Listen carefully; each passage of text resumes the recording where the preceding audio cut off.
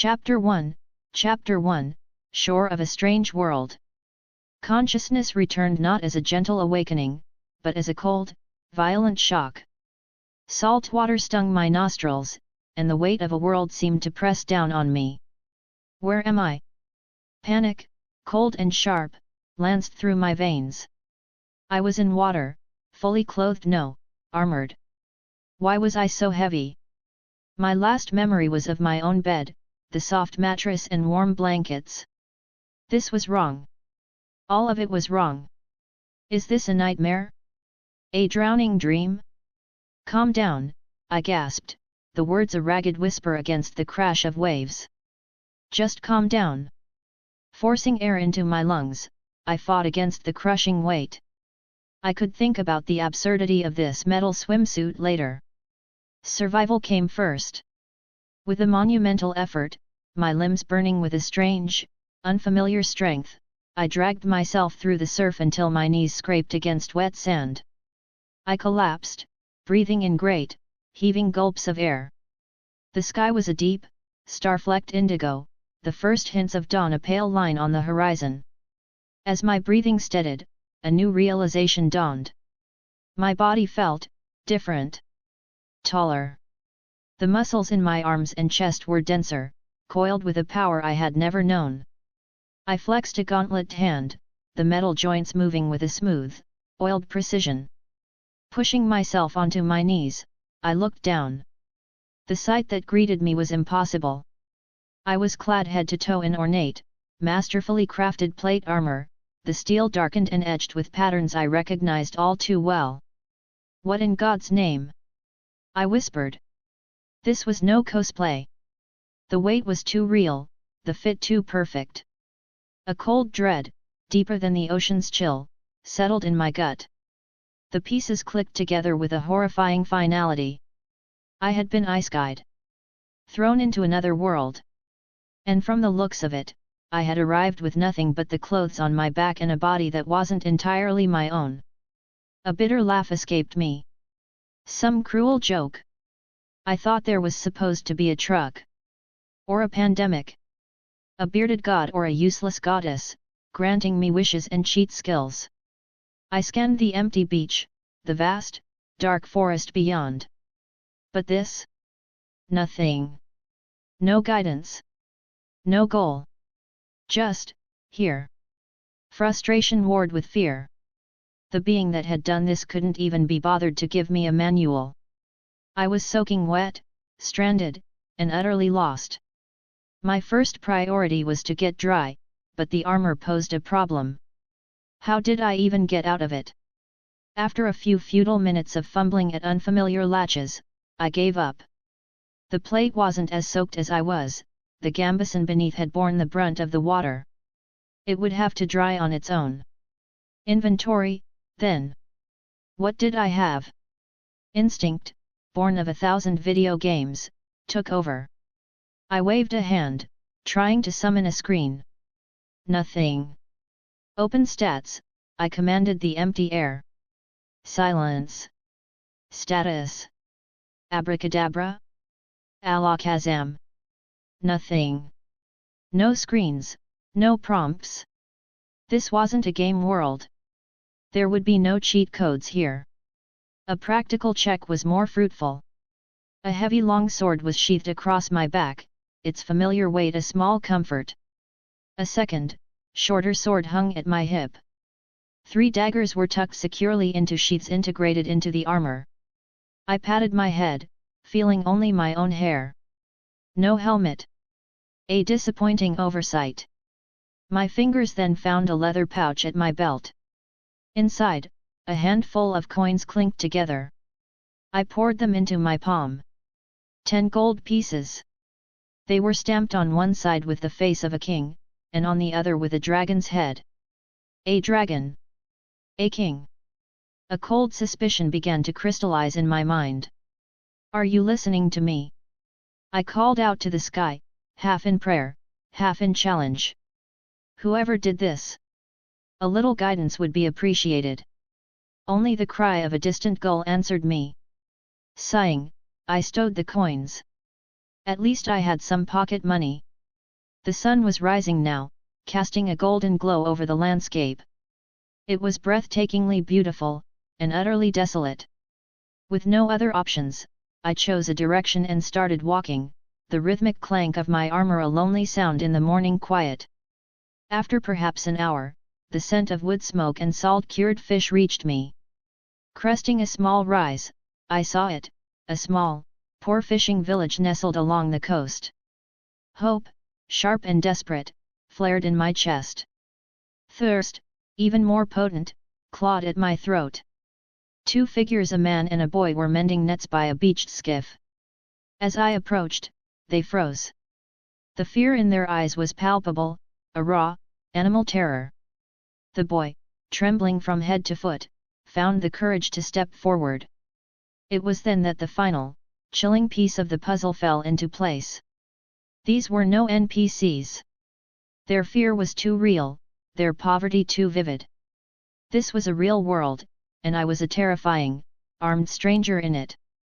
I softened my tone, trying to project a calm I did not feel. "You there? Do not be afraid." I gestured to the boy. "Fetch me some fresh water, lad." The boy nodded mutely and scampered off toward a hovel. I turned my attention to the man, the fisherman. He was tense, his hands clenched white-knuckled around a net. Lord," he stammered, not meeting my eyes. We paid our 6-moon tax to Sir Roger, not a fortnight past. I swear it by the 7. I raised a hand to stop him. "I am not a tax collector, good man. I am merely a traveller, seeking answers. I will trouble you for but a moment, and then I will be on my way."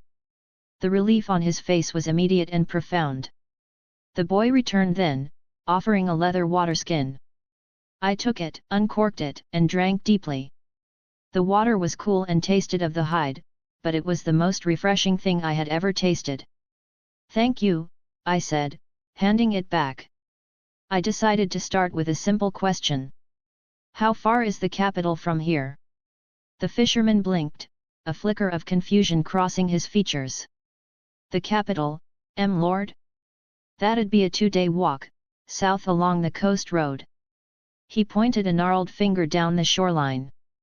I nodded, filing the information away. I needed context. I needed to know where and when I was. "One more question," I said, my voice low and deliberate. "Who is the current king?" The answer came without hesitation, a name that struck me with the force of a physical blow. "Why, King Aerys, Lord.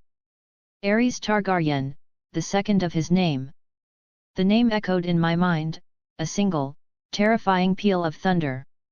Aerys Targaryen. I was in Westeros. And I was in the reign of the Mad King. Chapter 2, The Road to Capital. The fisherman's words echoed in my mind. Aerys Targaryen. I was well and truly fucked. The knowledge was a cold stone in my gut, a promise of fire and blood in a future I now had to navigate. Yet, beneath the dread, a spark of excitement flickered. This was real. The shows, the books, the fanfictions, they were all just pale shadows compared to the salt-tinged air and the gritty reality of this shore. I was in Westeros. Before I left, the fisherman, whose name I never learned, offered me breakfast. My stomach growled in agreement, and I didn't refuse the kindness. His wife brought a wooden bowl of fish stew. It was salty and simple, but to my ravenous hunger, it was a feast. When I tried to press a copper penny into the fisherman's hand, he refused with a nervous shake of his head. "Greed for gold is a dangerous thing, Lord," he muttered, his eyes downcast. "A wise man in a world that punished wisdom." I placed the coin firmly on the stump he used as a chopping block. "For your boy, then. For his future." The grateful, fleeting smiles from his wife and son were worth more than the coin. I gave my farewells and found the coastal road. Luck was with me, I soon came upon a merchant packing a wagon with barrels. "A fish trader," he said, heading for King's Landing. His name was Rolf. I asked for a ride. He gave me a long, appraising look, from my armored boots to the great sword on my back. Then, a jolly smile broke across his face. I've room. If you don't mind the smell of my wares, Sir. Harlane, I said, the name coming to me easily. Sir Julius Harlane. Then climb aboard, Sir Harlane. The company will be welcome. I hauled myself onto the seat beside him. The wagon gave a terrifying groan, the wood protesting under the combined weight of the fish, the traitor, and my own heavily armored form. Rolf's smile faltered for a heartbeat, but when the axle held, he chuckled nervously and clicked the reins. He was a talkative man, curious as a magpie. Where was I from? Why come to Westeros? I spun him a tale I hoped would hold, a merchant's son from the free cities who found more profit in a sellsword's blade than a ledger book. I spoke of a journey to see the wonders of the Seven Kingdoms, and a shipwreck in the recent storm that claimed all my companions and possessions, save for what I wore and carried. He clucked his tongue in sympathy. A harsh fate, Sir. The sea is a fickle mistress. Seeing an opportunity, I steered the conversation to practical matters. My education in currency was always in Essos coins, I lied. I find myself unfamiliar with the king's money. Rolf raised an eyebrow but, thankfully, didn't question why a merchant's son would be ignorant of such things. Simple enough, Sir, he said. 1 gold dragon is 30 silver stags. A stag will get you 56 copper pennies. You can buy a loaf of bread for 2 pennies, and a night in a common inn might cost you 10. I did the math in my head. The 10 gold dragons in my pouch were a small fortune. I exchanged one for a handful of silver, pressing 2 extra stags into Rolf's palm for his trouble and his information.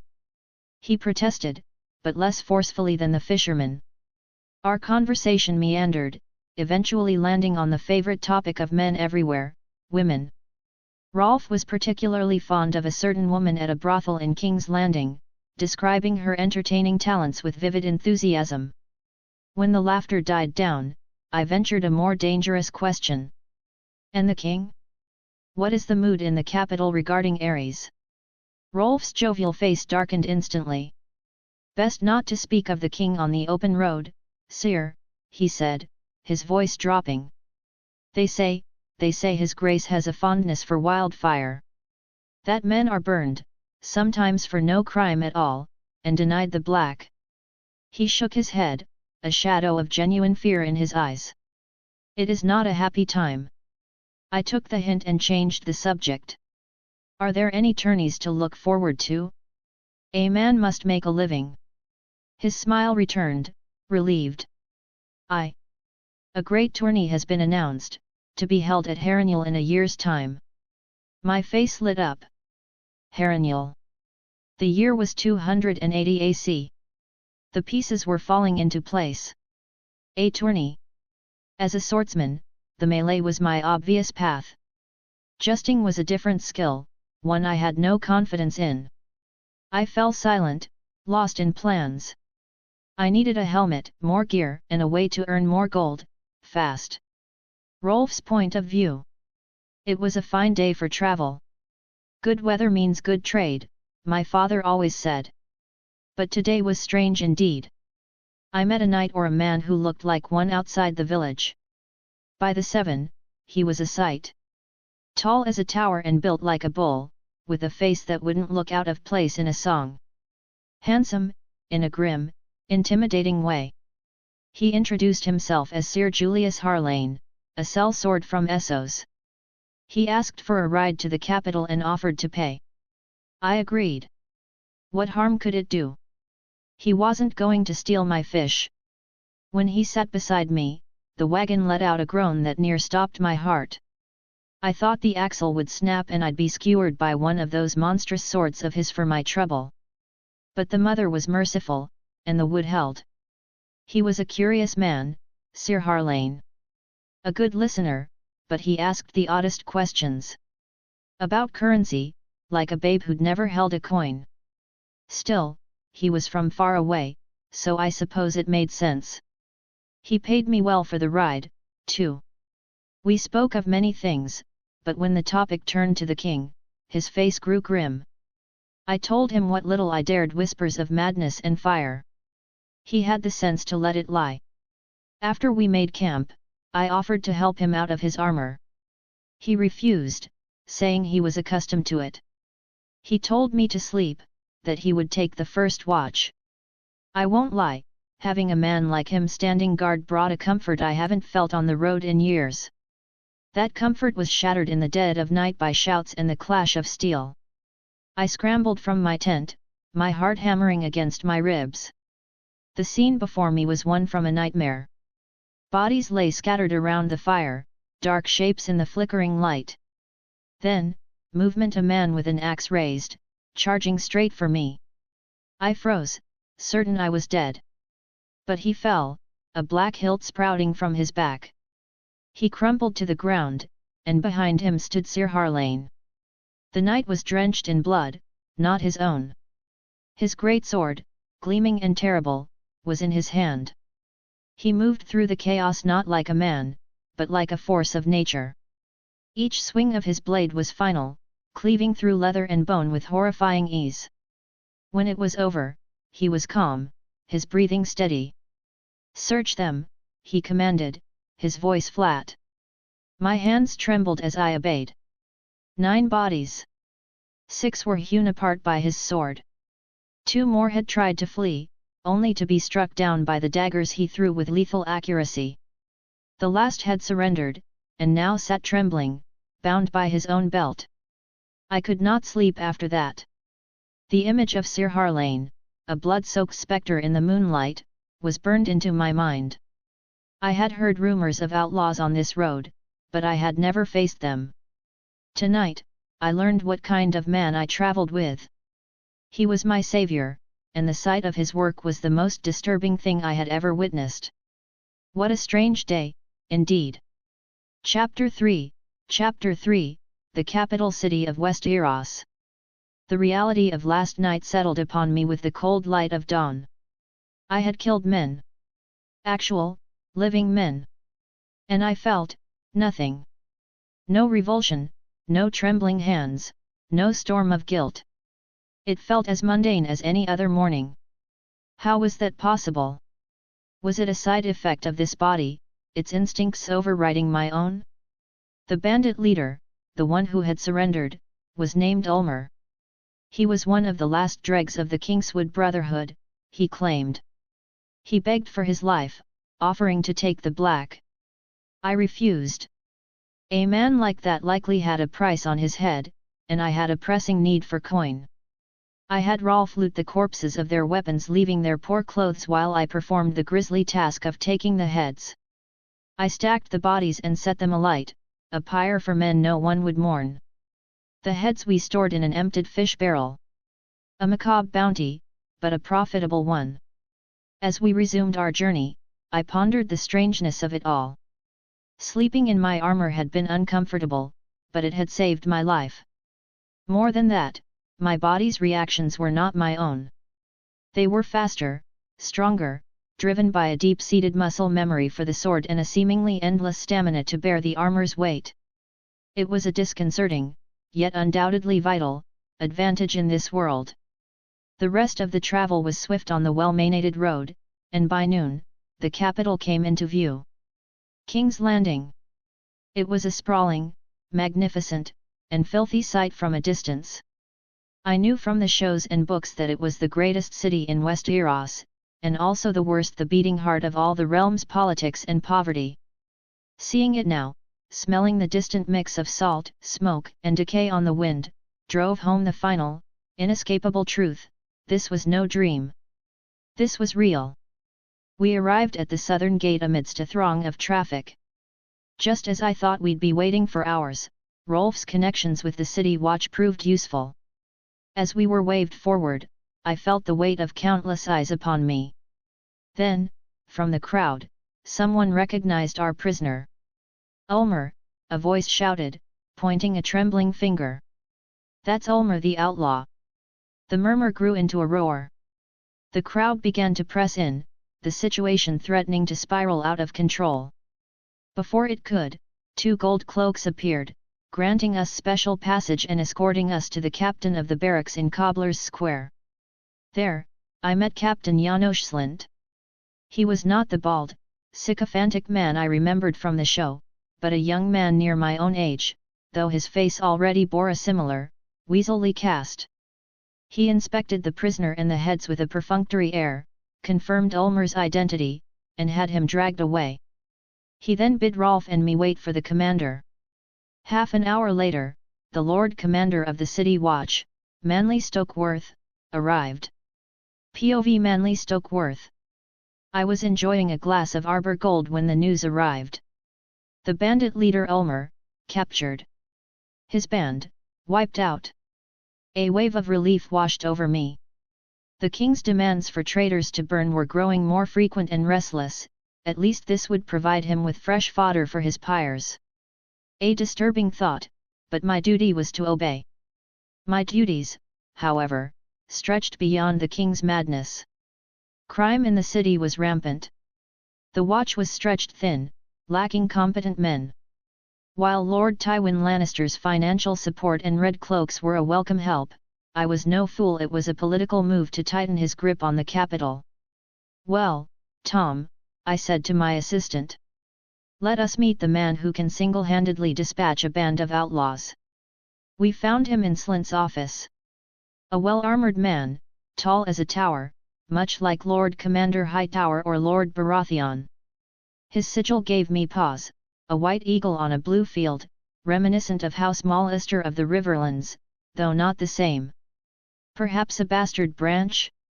The Mallisters were known for their height. "I am Manly Stokeworth, Lord Commander of the City Watch," I began, taking my seat and gesturing for him to do the same. "You have done a great service to the crown.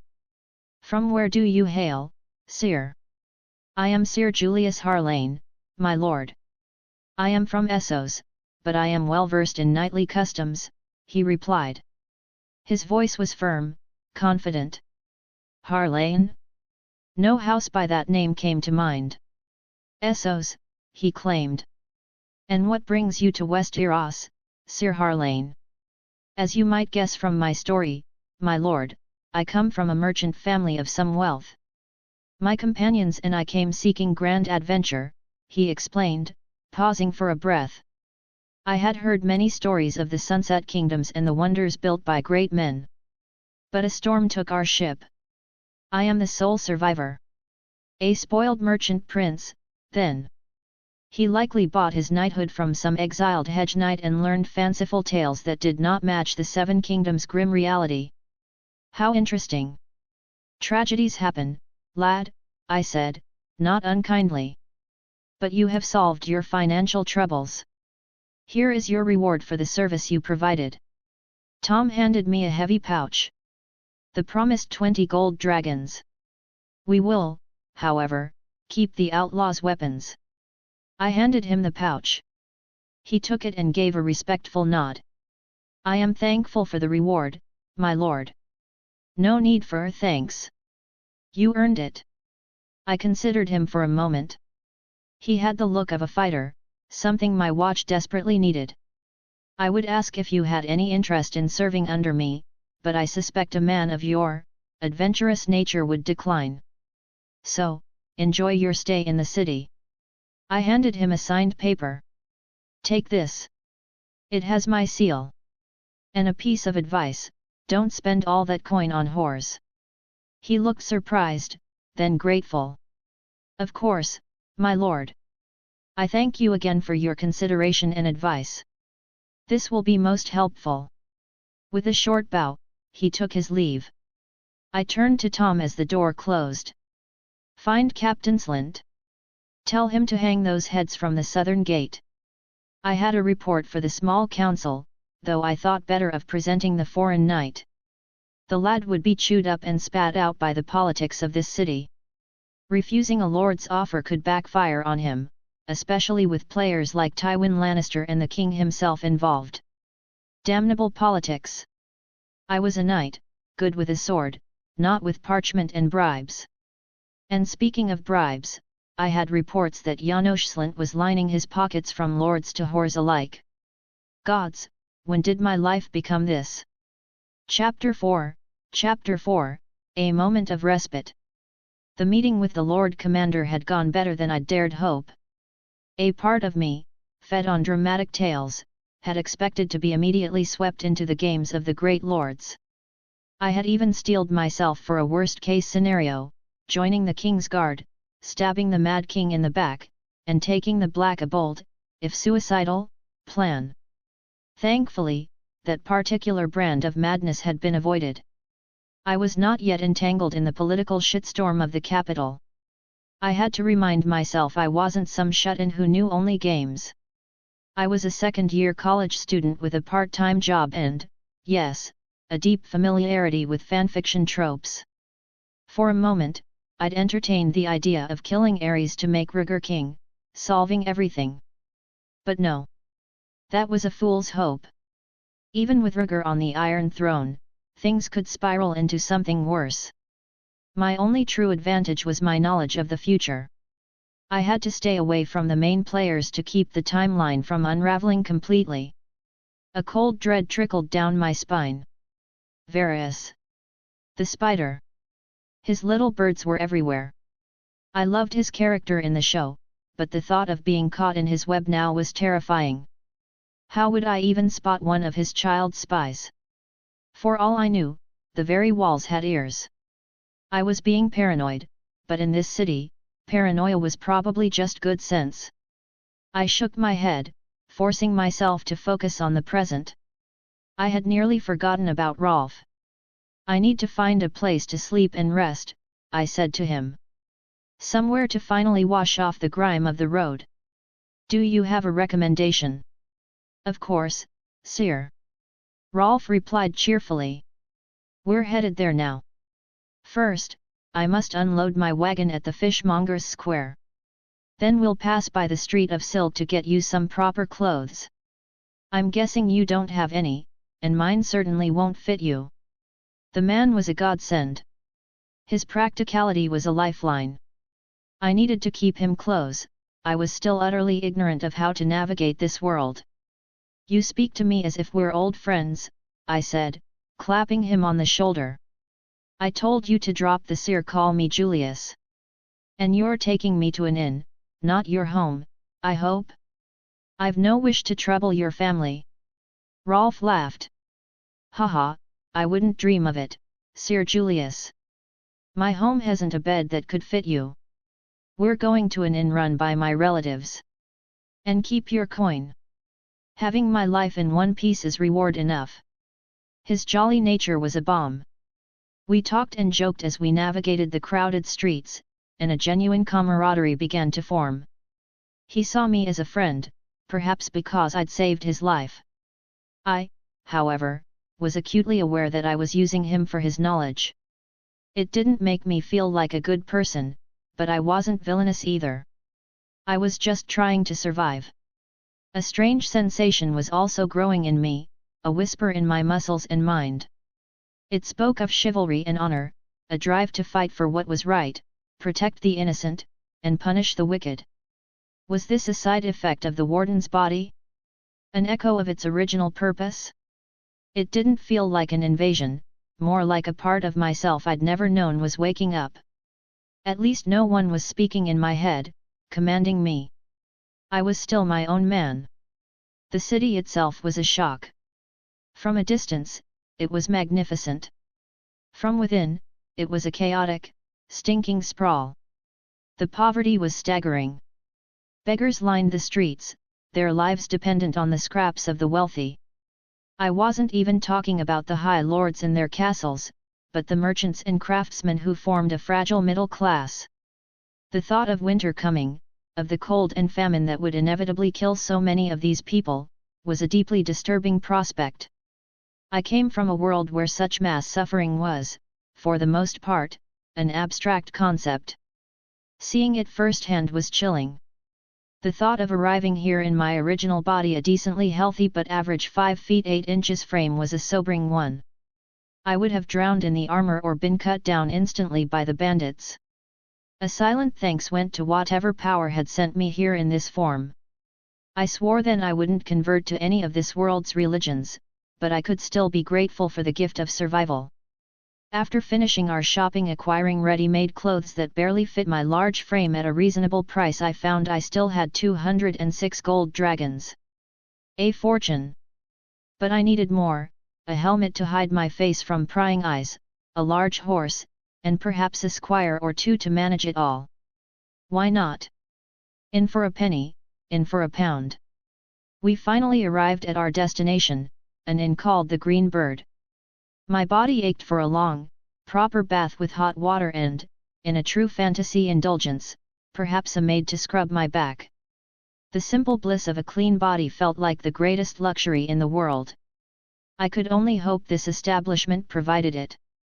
Chapter 5, The Green Bird Inn. We arrived at the Green Bird to find a scene of distress. 4 gold cloaks were harassing 3 women outside the establishment. One was a handsome woman in her mid-40s with a voluptuous figure, the other 2, her mirror images, were barely 18.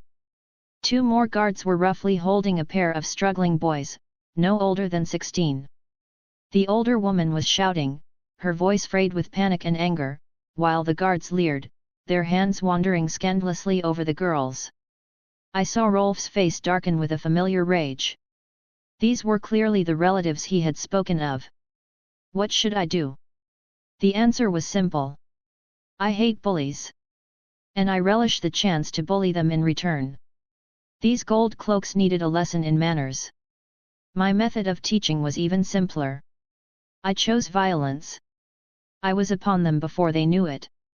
My gauntlet fists connected with jaws and noses. The sound of crunching bone and the spray of blood and teeth filled the air. The 4 I struck first went down in a heap, their faces rendered into unrecognizable, bloody messes. I had, perhaps, underestimated my own strength. The 2 holding the boys watched in horror, released their captives, and fled down the street, doubtless running to their superiors. The women were stunned, staring at the carnage with wide, terrified eyes. It was Rolf who moved to calm them, his familiar face a beacon in the chaos. After a moment, their panic subsided into relieved tremors. Rolf quickly explained who I was and our recent travels.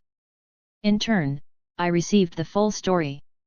The inn was run by his aunt, the landlady Miranda. Her twin daughters, Jane and Alice, shared her striking looks and curvaceous figures. Her twin sons, Alaric and Alban, now looked at me as if I'd descended from the heavens, their eyes shining with hero worship. The girls, for their part, stole glances at me, their cheeks flushed. The gold cloaks, it turned out, had developed an unhealthy fixation on the girls. One was already married, the other abandoned by his wife. After having their marriage proposals rejected, they had resorted to threats. They had been emboldened by the death of Miranda's husband, a former gold cloak captain, 6 months prior. Today, they had crossed a line, storming the inn under the false pretext of unpaid taxes which had been settled 3 days prior and dragging the family into the street. My brief sympathy for the beaten men evaporated. I walked over and delivered a few more sharp kicks for good measure. About 20 minutes later, a squad of 25 armed gold cloaks arrived, led by a stern-faced captain. "Who did this?" he demanded, his eyes sweeping over the groaning men. I explained the situation calmly, but he brushed aside my claims, intent on arresting me for assaulting his men. With no other choice, I presented the paper Lord Stokeworth had given me. The captain's demeanor shifted instantly. "So," he said, his voice dropping, "you're the hedge knight who dealt with those outlaws." So that was Stokeworth's game. By keeping my achievements quiet, he left me in a position where joining the city watch might seem my only option. A clever, if frustrating, move. Still, I was grateful he hadn't forced the issue. The captain now listened properly. After hearing the evidence, he declared the corrupt guards would be charged for damages, with dismissal from their posts as the penalty. I stopped him. "They don't need to pay a coin," I said, my voice low. But if they ever try their luck again, I will take their lives as payment." The promise in my tone made the bloodied men pale, and they quickly swore it would never happen again. Once the gold cloaks had departed, Rolf finished reassuring his aunt, and we finally entered the inn. I booked a room for a month, one with a large bed, and requested a hot bath and a hot meal. I paid Mrs. Miranda 2 gold dragons up front, telling her to keep the change when she insisted the rent was only 20 stags. After Rolf bid his farewells, the girls showed me to my room. I took the chance to observe them more closely. They were indeed beautiful, with round faces, long caramel brown hair, and dresses that artfully accentuated their assets. It was no wonder they had attracted such unwanted attention. A chivalrous part of me wanted to strike up a conversation, but I suppressed the urge, focusing on getting settled. It was only when I stood alone in my room that I realized my predicament. I had no idea how to remove the armor. I had worn it so constantly it felt like a second skin, but now it was a tin cage separating me from a bath. I needed assistance. Swallowing my pride, I went back downstairs and found the girls cleaning. After an awkward moment, I asked for their mother. When Mrs. Miranda arrived, looking worried, I explained my problem. "I require assistance to remove my armor. If one of your boys could help me." Before I could finish, the girls over their mother's strong protests volunteered for the job themselves. And so, I found myself in my room with all 3 women, ready to be undressed. Mrs. Miranda was the only one with any experience, having helped her husband. The girls, I suspected, were there out of rampant curiosity. To be honest, so was I. What followed were the 10 most awkward minutes of my life or lives. As their hands fumbled with latches and straps, I realized this was not the fantasy world scenario I had imagined. This was just profoundly, excruciatingly uncomfortable. Chapter 6, A Bath, a Feast, and a Song. I was left with no choice but to accept my fate, my desire for a bath outweighing my embarrassment. I could only wonder how they were tolerating the stench coming from me. I pushed the thought aside and focused on the present. Madame Miranda did most of the work, her practiced hands finding the latches and buckles of my breastplate. Her daughters, Jane and Alice, watched with keen interest, learning quickly despite their initial inexperience. Soon, the upper half of my armor was removed. But when Miranda moved to unbuckle the greaves and folds protecting my lower body, I gently caught her wrist. "My lady," I said, my voice softer than I intended. "I am thankful for your expertise, but I would like to preserve the last remains of my dignity. I can manage from here." She blinked, as if waking from a trance, and quickly regained her stoic composure, nodding in understanding. The same could not be said for her daughters, who looked profoundly disappointed, like children whose favorite mummers show had been cut short. Once they had left, I finished the task myself. I could hear the boys, Alaric and Albin, complaining to their mother in the hall, asking why they hadn't been called for a man's job, then bad-mouthing their sisters for taking their place. I sighed. It seemed my arrival was causing more domestic strife than I intended. After wrapping a towel around my waist, a knock came at the door. It was the boys, shuffling in to apologize for their family's behavior. I waved a dismissive hand. "It's quite all right. Was there something else?" They exchanged a look, equal parts embarrassed and eager. "Well, Sir," Alaric began, "could we clean your armor and equipment?" I saw the hope in their eyes. Of course. They wanted to be knights, and this was the closest they could get to that dream. Who was I to deny them? It was the same dream that had drawn me to games like For Honor. "Go ahead, lads," I said. Their faces lit up as if I'd given them a chest of gold. A half-hour later, they informed me my bath was ready. I found a large wooden tub set up in a small, private courtyard. Sinking into the warm water was pure bliss. For a moment, everything was perfect. Then my peace was shattered. The squires returned, armed with a scrub brush and a torrent of questions about adventure and battle. My dream of a quiet, relaxing bath was well and truly over. After the bath, I dressed in my new breeches and tunic, feeling strangely exposed without the weight of my armor. Boredom soon set in. I missed the internet with a sudden, sharp ache. If any god was listening, a smartphone, even without a charger, would solve all my problems. Or even just a word of guidance. A knock interrupted my thoughts. Yes, come in. It was Jane. Sir Julius, dinner is prepared. If you are ready, please come with me. I offered her my arm like a gentleman from my world. She blushed prettily, uncertain, before tentatively linking her arm with mine. As we walked, I stole a glance at her figure. The new dress she wore did little to hide her generous curves, a silent, tempting call to touch. But I was a gentleman, or at least was trying to be, and I did no such thing. We entered the dining room to find everyone waiting. They had all dressed in their best. Alice, Jane's twin, shot a look that could only be jealousy at our linked arms. Madame Miranda looked stunning in a black dress that accentuated her mature beauty. I kept my eyes firmly on her face. The table was laden with a veritable feast by medieval standards, a roast chicken, fresh bread, salads, and various vegetables. Most surprising of all was a bottle of wine, a prized possession, I was sure, likely from her late husband's collection. I began with a compliment. "My lady, you look as lovely as your daughters. I would scarce recognize you." She smiled. "Flattery will get you everywhere, Ser, thank you, but I know my age. I do not lie, madam. I truly cannot guess your years. But if you do not believe me, we can change the subject." I noticed the girls looking slightly put out by the attention on their mother, while the boys were already focused on the food.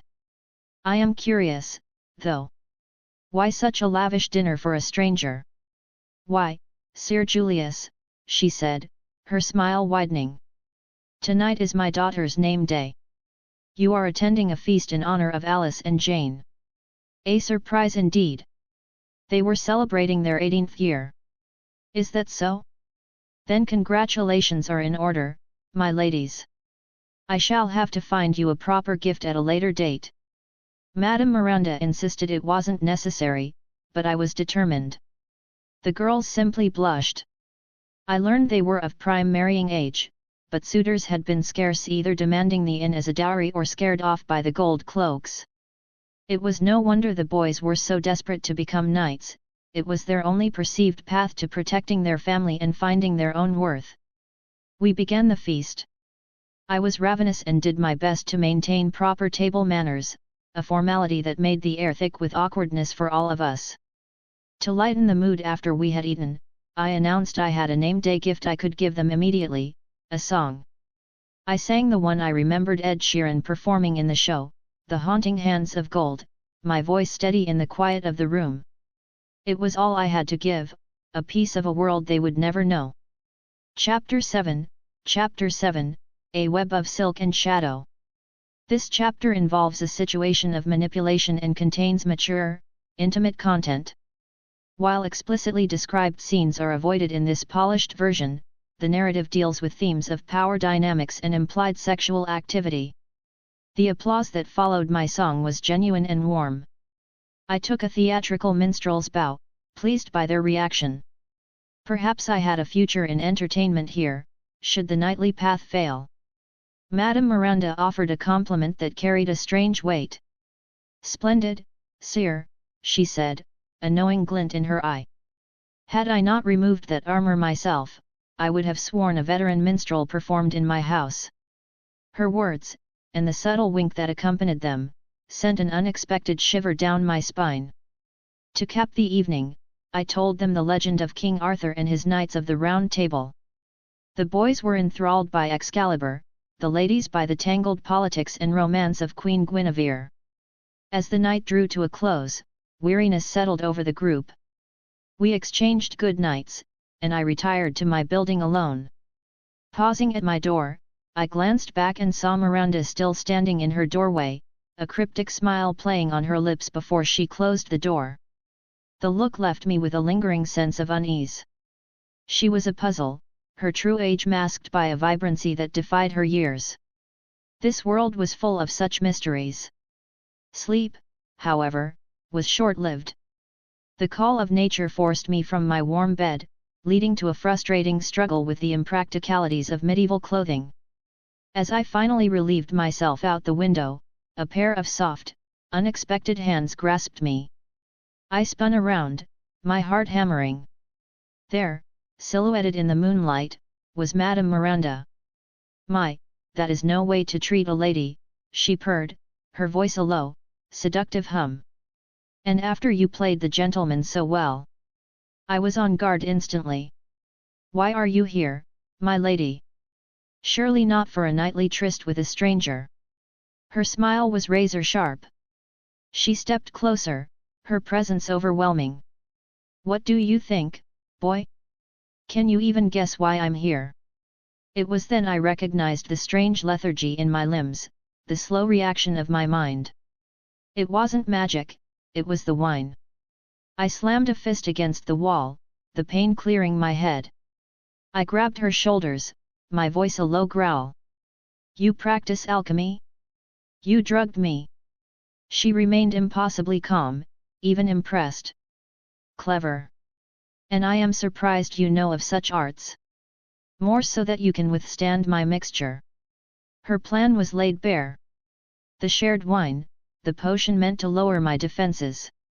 "Leave my room," I warned, my tone leaving no room for argument. "This is your last warning." Instead of retreating, she moved with a predator's confidence. "You have no choice here, boy," she whispered, her hands expertly working to arouse me despite my anger. "I know what you fear most, and you will do as I say. Your reputation. A false accusation from me would see you castrated or sent to the wall. Who would they believe? A respected widow, or a foreign hedge knight?" Her words were a cold dash of reality. In this world, reputation was a currency more valuable than gold, and mine was fragile indeed. She had me cornered, and she knew it. The fight drained from me, replaced by a grim acceptance of her game. But as her manipulations continued, a different kind of fire ignited within me, a cold, calculating anger. If this was a game of power, I would not be a pawn. I pulled her to me, my movement decisive. "And what is stopping me from making the threat real?" I challenged, my voice dropping. A wicked grin spread across her face. "Oh? Can you? Have you ever even taken a woman, boy?" That final taunt, the dismissal in her voice, shattered my last restraint. A raw, primal energy surged through the warden's body. Logic and consequence were burned away by a fierce need to dominate, to turn her own game against her. I did not give her the gentle coupling she might have expected from a green boy. I took her with a rough, demanding intensity that was as much an assertion of control as it was a release of pent-up frustration and power. The warden's body knew a different kind of combat, and tonight, she was the battlefield. Later, as the haze of passion and rage receded, we sat in the wooden tub in the courtyard, the warm water doing little to ease the new tension between us. I had her sit in my lap, my arms around her, not in affection, but in possession. The dynamic had shifted. "Now," I said, my voice low and steady. "You will give me answers. Why this charade? And why did none of your children wake?" She leaned back against me, a faint tremor in her frame. "They took a sleeping draught with their supper. As for Rolf, he spends his nights at a brothel." She took a slow breath. "I was born in Liss.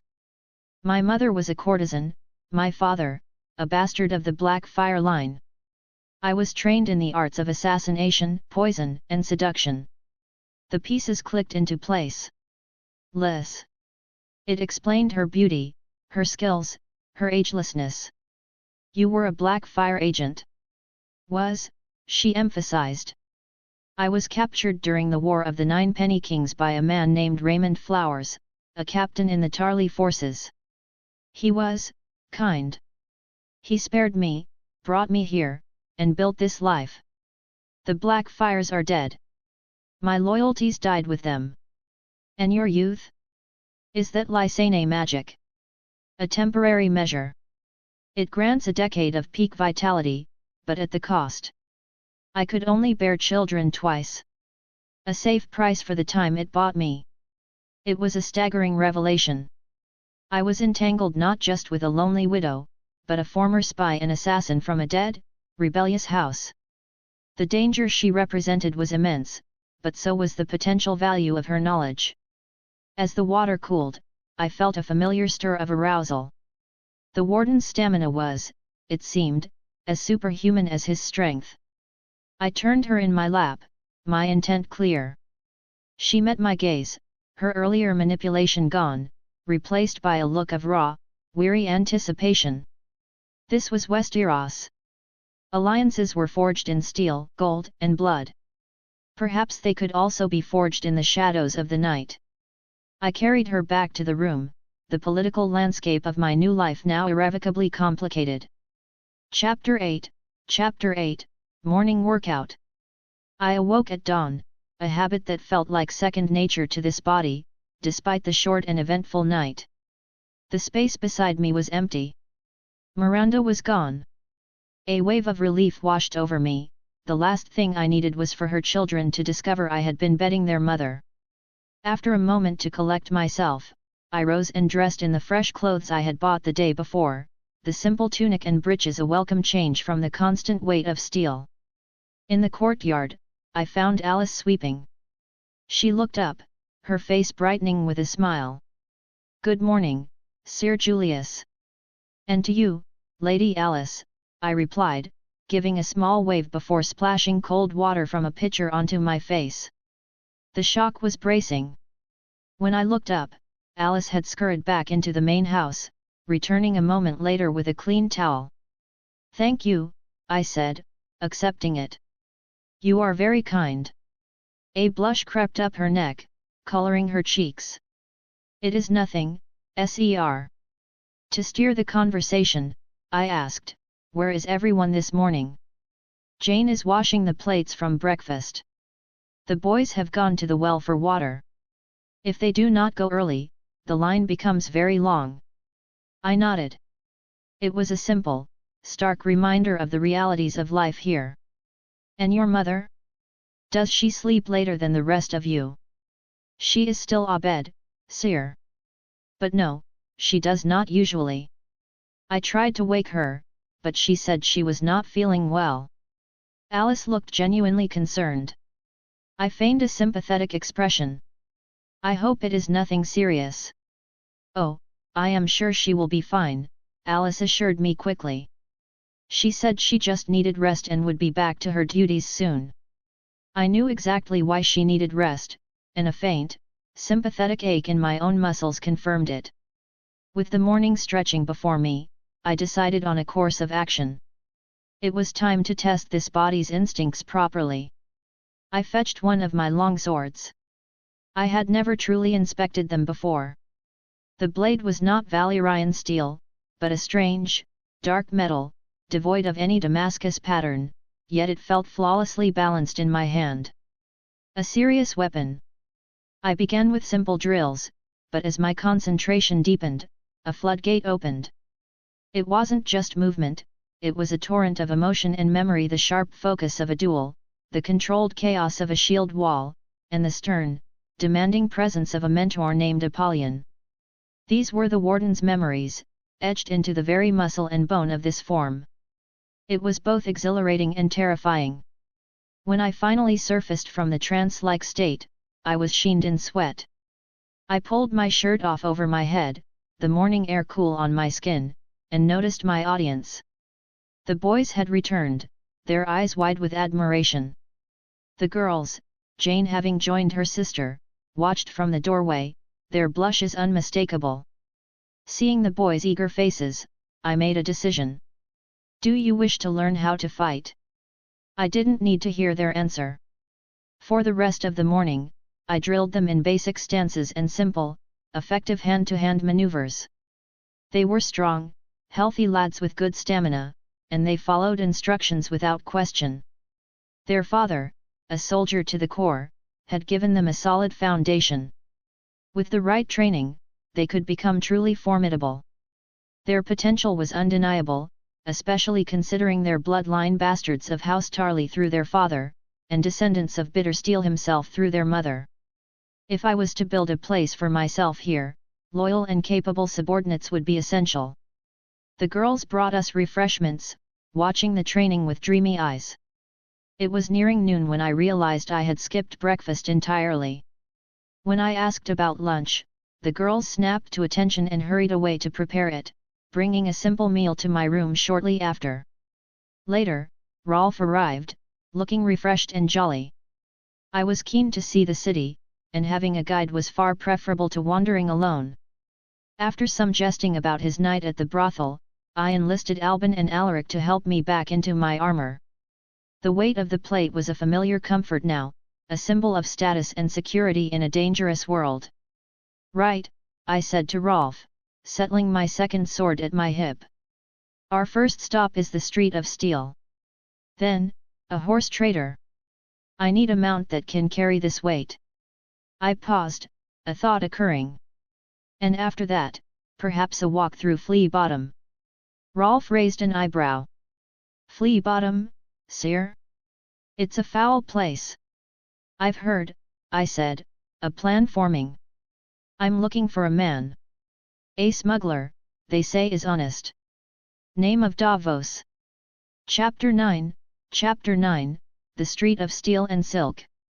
The Street of Steel was a cacophony of industry and commerce.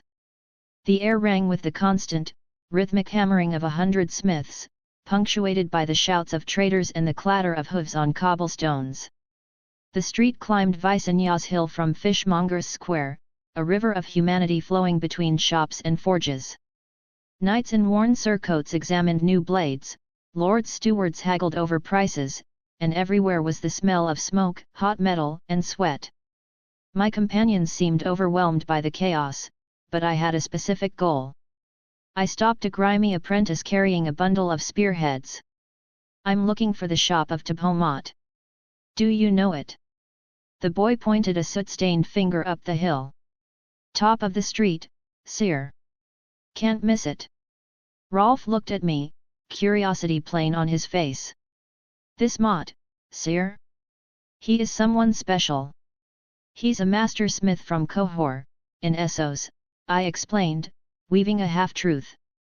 "The smiths there are renowned for their work with steel. I heard his name mentioned in the Free Cities." I left out how I truly knew of him, and we resumed our climb. After an hour of navigating the bustling street, we found it, a shop that stood out for its relative quiet and clean display. Inside, the air was still hot, but the clutter was organized. Tapomat himself, a massive man with a forked, white-streaked black beard, greeted us. His eyes, however, didn't linger on my face for long. They were immediately drawn to my armor, scanning the dark metal and intricate articulations with a practitioner's keen interest. He saw what others missed, the superior flexibility, the unique craftsmanship. Rolf's cough finally broke his concentration. Mott's gaze shifted, and he adopted an air of practiced arrogance. "My work is costly," he declared, his voice a low rumble. "And I make no apologies for that. You will not find craftsmanship equal to mine anywhere in the Seven Kingdoms, I promise you. Visit every shop in King's Landing if you like. Any village smith can hammer out a shirt of mail, but my work is art." He gestured dismissively towards the street. "And I'd wager a silver stag that armor of yours was forged somewhere else entirely." My companions looked skeptical, but I merely nodded. "Your reputation precedes you. I need a helm, fashioned with wings. And for these two," I said, indicating Albin and Alaric, "I need a full set of equipment, practice swords, gambesons, the works." The boy's eyes widened with shock and hope. Albin stammered, "Ser, does this mean, we are to be your squires?" "Consider it an early name day gift," I said, and watched their faces fall slightly. I felt a pang of guilt. But, I added quickly, becoming a squire is a serious matter. It cannot happen without your mother's express permission. Their smiles returned, brighter than before. As Ma took our measurements, he mentioned, almost casually, that the Crown Prince had commissioned a dragon-themed helm of similar design some months prior. I asked if he planned to travel to Harrenhal for the tourney. He shook his great head. No.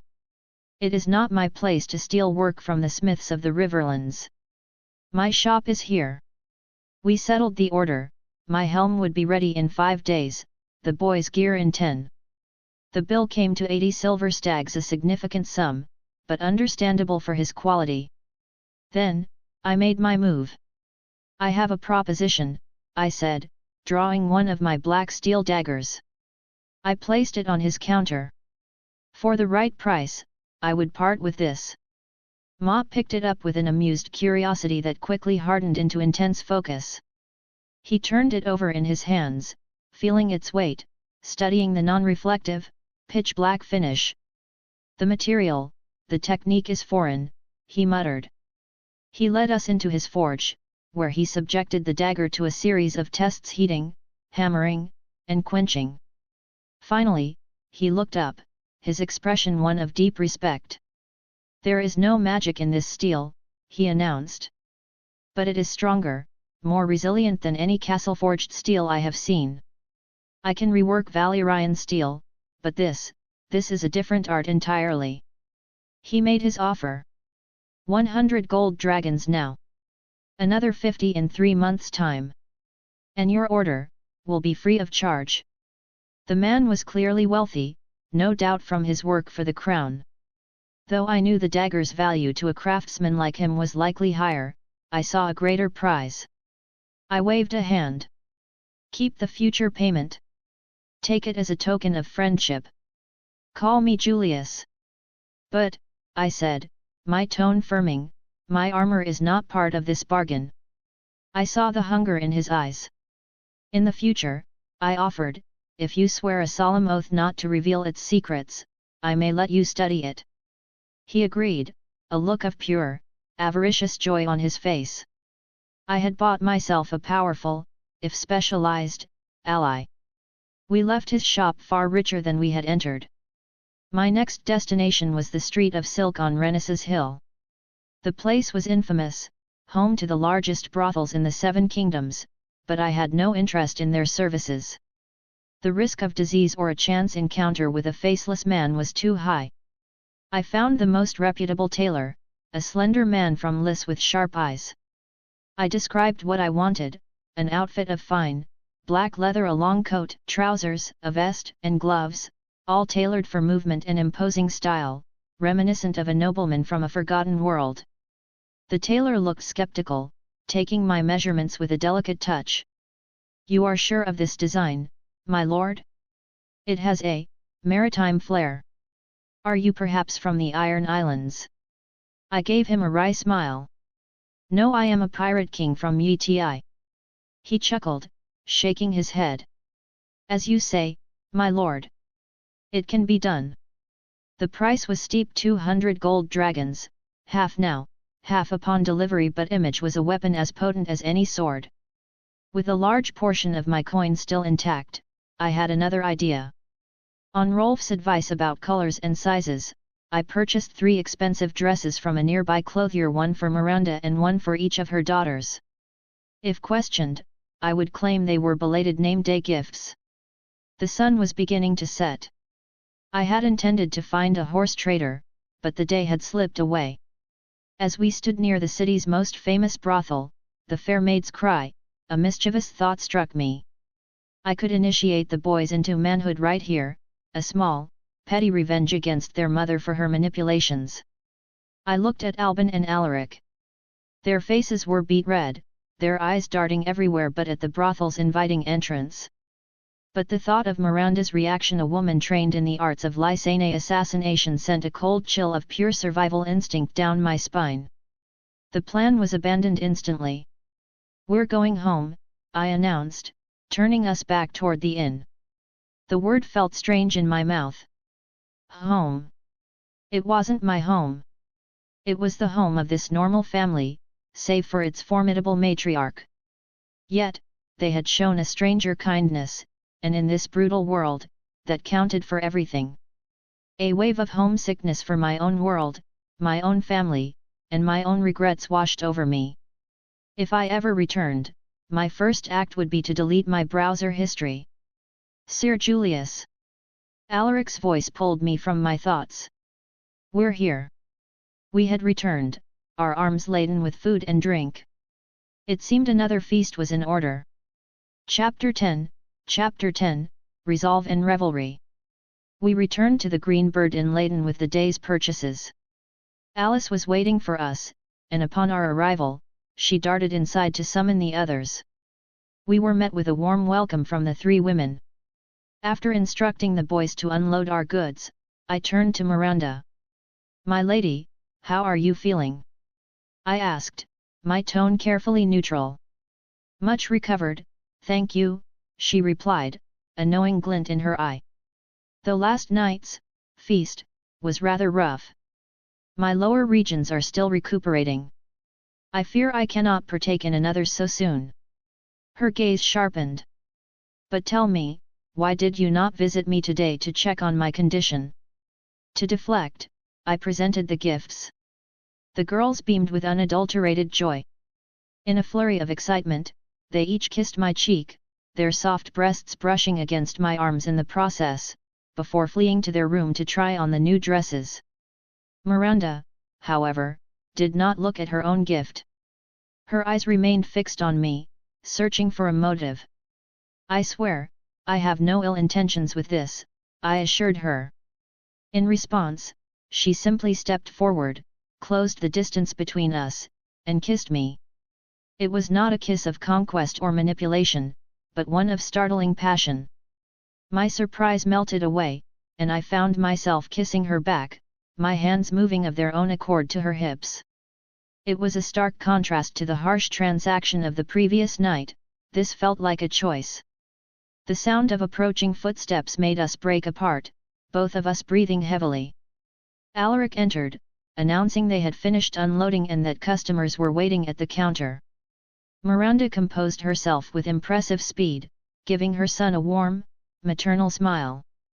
"Thank you for your hard work, my dear. Please inform those customers that we are full for the evening and they must seek lodging elsewhere." After Alaric left, she leaned close to my ear, her whisper a promise and a threat. "I should like to try on my new dress as well." She gave a firm, meaningful squeeze to a sensitive part of my anatomy before turning and walking away, leaving me both aroused and profoundly relieved that the situation seemed to have stabilized. I retreated to the bath they had prepared for me, soaking in the hot water to wash away the grime of the city. Later, as I was dressing in my room, the door opened without a knock. Jane and Alice stood there, radiant in their new gowns. Seeing me in nothing but a towel, they blushed deeply, mumbling apologies for the intrusion. We wanted you to see us in our new dresses," Alice said, her voice barely a whisper. They were stunning, their beauty a bright, innocent flame compared to their mother's smoldering embers. They did a small, graceful turn, and I gave them my most sincere compliments. Thankfully, they left without asking who looked better, sparing me a diplomatic crisis. Alone again, my thoughts turned grim. I could grow accustomed to this slow, comfortable life, but I knew it was an illusion. War was coming. A part of me, the warden's part, yearned for it, for the clash of steel, the heat of battle, the clarity of purpose. But which side to take? Fighting for the Targaryens was unthinkable. The Mad King was a monster, and Prince Rhaegar, from what I knew, was arguably worse. They were a dynasty teetering on the brink of self-immolation. The alternative was the Rebel Alliance. Yet, I held no love for the High Lords playing their Game of Thrones. The Starks, with their misplaced honor, seemed to specialize in catastrophic decisions. The Lannisters were ruthless and untrustworthy. The Tullys were weak, the Arryns were isolated, and the Martells were too far removed. My mind drifted to the words of Apollyon, a ghost in my muscle memory. Tell me, child, are you a sheep or a wolf? I was neither. I was a warden. This body was sworn to defend the weak, master the longsword, and stand for the innocent. My path would not be for a lord, but for a cause. I would prepare for the true war against the ice in the north, but to do that, I needed power, influence, and allies. A plan crystallized. The great tourney at Harrenhal was the key. I would enter the melee. I would not joust and draw the wrong kind of attention, but in the chaos of the mass battle, I could prove my worth. I would win, I would share a drink with the future king, Robert Baratheon, and I would earn a place on the ladder. Chaos was coming, and I would use it, not to serve the highborn, but to forge a bastion strong enough to defend against the long night. The night culminated in a feast. The air was filled with laughter, the food was plentiful, and Rolf played the lute I had gifted him. We ate, we drank, and we danced Miranda, her children, Rolf, and I. In a world so often defined by darkness and terror, we carved out a pocket of pure, unadulterated joy. For one night, the looming shadows were held at bay by the simple, defiant act of happiness. Chapter 11, Foundations and Farewells. A month passed in a whirlwind of activity. I had thrown myself into improving the Green Bird, transforming it from a simple inn into a thriving restaurant. The family's exceptional cooking skills were the cornerstone, and with Rolf's head for numbers as our cashier, we flourished. A bit of strategic rumor-mongering, the medieval equivalent of advertising, made the new Green Bird the talk of the area. We expanded, taking over the second floor, a move that, unfortunately, cost me my room. I relocated to the main house, taking a room opposite the boys.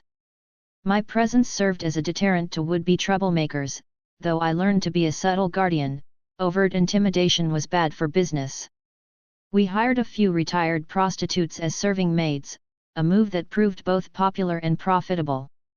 With the business running smoothly, my time was freed for other pursuits. I devoted my days to training Albin and Alaric. The boys were diligent, their bodies transforming with new muscle and height as they ate and drilled with single-minded focus. My nights were for lessons of a different kind with Miranda. Under her tutelage, my grasp of the King's Landing dialect became fluent, and I learned the elegant dances of her native Lys. Jane and Alice, meanwhile, grew bolder. During my lessons with their mother, they would often interrupt, claiming boredom, hugging me from behind or playfully covering my eyes, demanding I play the guitar instead. Their affections were a sweet, constant distraction, a storm of youthful energy I carefully navigated. Beneath this idyllic surface, however, a grim purpose drove me. I knew this city would burn. I couldn't be here to protect them when it happened, nor could I realistically take them with me. My solution was a secret project, an underground bunker, hidden beneath the stable. With my unnatural stamina, I excavated the space, the boys discreetly helping me dispose of the soil outside the city walls. I stocked it with a month's worth of supplies for 20 people, along with wine and games to pass the time. It was a desperate measure for a coming nightmare. I also ventured into Flea Bottom, a festering slum that was every bit as terrible as described. My goal was to find a man named Davos. After a day of searching, I found him surrounded by a community that eyed me with open hostility. He was a man in his mid-30s, with a weary but resolute face. "Are you the one they call Davos?" I asked. That's my name," he replied, his stance guarded. "What can I do for you, sire?" "Relax. I'm not here to deliver the king's justice. I only wish to have a word, if you have the time." I let my gaze make it clear that refusal was not an option. "I've time," he said, his voice steady. "I'll answer your questions, sire, but I'll take no blades against my friends." I respected his loyalty. "I can see your friends won't abandon you. I'm not here for that." I extended a hand. "Sir Julius Harlane, from Essos. I need information on navigation and the logistics of moving goods discreetly. We spoke for a long time. He was sharp, pragmatic, and possessed a core of common-sense morality that was rare in this world. Before I left, I gave him a task and 2 gold dragons as advance payment. I need dragon glass, smuggled from Dragonstone. And any whispers you hear about the Crown Prince? He didn't question why, simply nodding as he pocketed the coins. I had found a valuable, if unofficial, ally. Despite all this, a restlessness grew in me. I had purchased 3 horses, a large white destrier I named Stormwind, and 2 rune seas for the boys. With 11 months until the tourney at Harrenhal, I needed to leave King's Landing. The constant, tempting proximity to Jane and Alice was a strain on the chivalrous discipline this body afforded me. I had no intention of marrying yet, and the political complications of such a match were a future problem. I needed to see the 7 kingdoms, to breathe air that wasn't thick with impending doom. On the eve of my departure, I found Miranda waiting for me in the stables, the moonlight silvering her hair. Later, as we lay together in the quiet aftermath, she played with my hair, her voice soft. "What is your goal, Julius? What are you trying to accomplish?" She paused. "And what of my daughters? Do you intend to make one your wife?" The question was a bucket of cold water. I shifted, creating a small space between us, the gravity of the moment settling in. This was the crossroads. "I care for them too much to offer them a life in the shadows," I said, my voice firm. "A mistress has no security, no honor. You, of all people, know the price of that life. I will not inflict it on them. They deserve husbands who can give them their name, their protection, and a place of respect. I cannot be that man, and so I will not dishonor them with a half measure." She was silent for a long moment, studying my face in the dim light. I saw no anger, only a weary acceptance. "They will be heartbroken," she finally said. "And that is a cleaner pain than a lifetime of dishonor," I replied. "It is the only honorable choice I can make." My next words were for her. "And this, between us, it cannot continue, Miranda." She raised an eyebrow, a ghost of her old smirk returning. "Oh? Found me lacking, have you?" "Quite the opposite," I said, meeting her gaze squarely. "It is a complication I can no longer afford. You are the mother of the boys I hope to mentor. You are the anchor of this family. What we have done, it was a consequence of a strange night and 2 strangers finding common ground. But I am a stranger no longer. To continue would be to risk everything you have built here, and everything I hope to build. It would be a betrayal of your son's trust." The smirk faded, replaced by a look of stark clarity. She was a pragmatist at her core. She understood power, alliances, and survival better than anyone. She nodded slowly, a single, decisive motion. "It seems the student has learned his final lesson," she said, her tone a mixture of respect and finality. She stood, gathering her torn dress around her with a dignity that defied the setting. "You are making the right choice.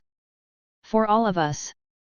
She paused at the stable door, a silhouette against the moonlit courtyard. "Protect my sons, Sir Julius. That is the only promise I will ask of you." "You have my word," I vowed. And with that, she was gone. The chapter had closed. The future, with all its perils and promises, began at dawn. Chapter 12, A Squire's Perspective, Alaric's POV. I grew up in a happy family. We had a stern father, a loving mother, 2 older sisters, and my twin brother, Albin. Our cousin Rolf was like another brother to us. When we were little, our sisters filled our heads with songs and stories of knights and their valor. Mother and father, though, never shared that fascination. Mother isn't from Westeros, so we understood her indifference. But father once told us that the men of his house, House Tarly, were not much for knighthood. "They make high-disciplined soldiers and generals," he'd said, with a note of pride. In King's Landing, we saw knights from all sorts of houses, but the king's guard stood out the most. They were the greatest in the 7 kingdoms. My favourite was Sir Arthur Dane, while Albin loved to boast about Sir Barristan Selmy. We'd heard how the King's Guard defeated the Kingswood Brotherhood and how Sir Arthur personally slew the Smiling Knight. We also learned that the son of the Hand, Lord Tywin Lannister Jaime Lannister, had become the youngest knight in history. I remember once, Albin and I asked father if he was a knight. He replied with a snort. "I'm no knight. I was a soldier from House Tarly. I fought in the War of the 9 Penny Kings, and there I met your mother." His face grew sombre. "But before the war, my father, the Lord of Hornhill, ordered me to join the Night's Watch. When I returned from the war with your mother, he banished me from his house for bringing home a whore." A deep sadness was in his eyes. "Before I left, he made me swear an oath that I would never take the name Tarly, and that my children would have no claim to his house. We were heartbroken for him. We were a little disappointed in our grandfather, but our father was his natural son, so such treatment was, sadly, common. We never stopped dreaming of being knights, and our sisters never stopped dreaming of marrying one. For a time, everything was well. But when father died from a pain in his heart, everything turned worse. Then the bastards came, asking for my sister's hands in marriage. We refused, of course. Mother was still mourning, and these men were as old as our father had been. They didn't take no for an answer. They started harassing our customers, and some of our neighbors even joined their cause. Mother tried to arrange other matches, but the suitors were either just as bad or too cowardly to stand up to the bullies. Our cousin Rolf helped as much as he could, but he had his own work. The worst day came when those gold cloaks broke into our house and dragged us into the street, accusing us of not paying our taxes. But we had paid the other group that came just days before. They accused us of treason and threatened to bring us before the king if we didn't comply with their wishes. I was so angry, watching one of them put his hands on my sister. I tried to attack him with a knife, but someone grabbed me from behind. I was helpless, struggling in his grip, and Albin was in the same state. Then, a miracle happened. A man came from behind them and started laying into the gold cloaks. A single punch from his gauntlet hand was enough to put any of them down. We were shocked by our sudden savior. When Rolf explained things to Mother, all we could do was stare at the knight. The way he said, "It is a knight's duty to protect the innocent," didn't sound quite like the songs. It was harder, more real. His demeanor, his armor, his very presence, we could do nothing but gawk. Well, I mean, observe. Before we could even thank him, Mother ordered us to clean up the mess.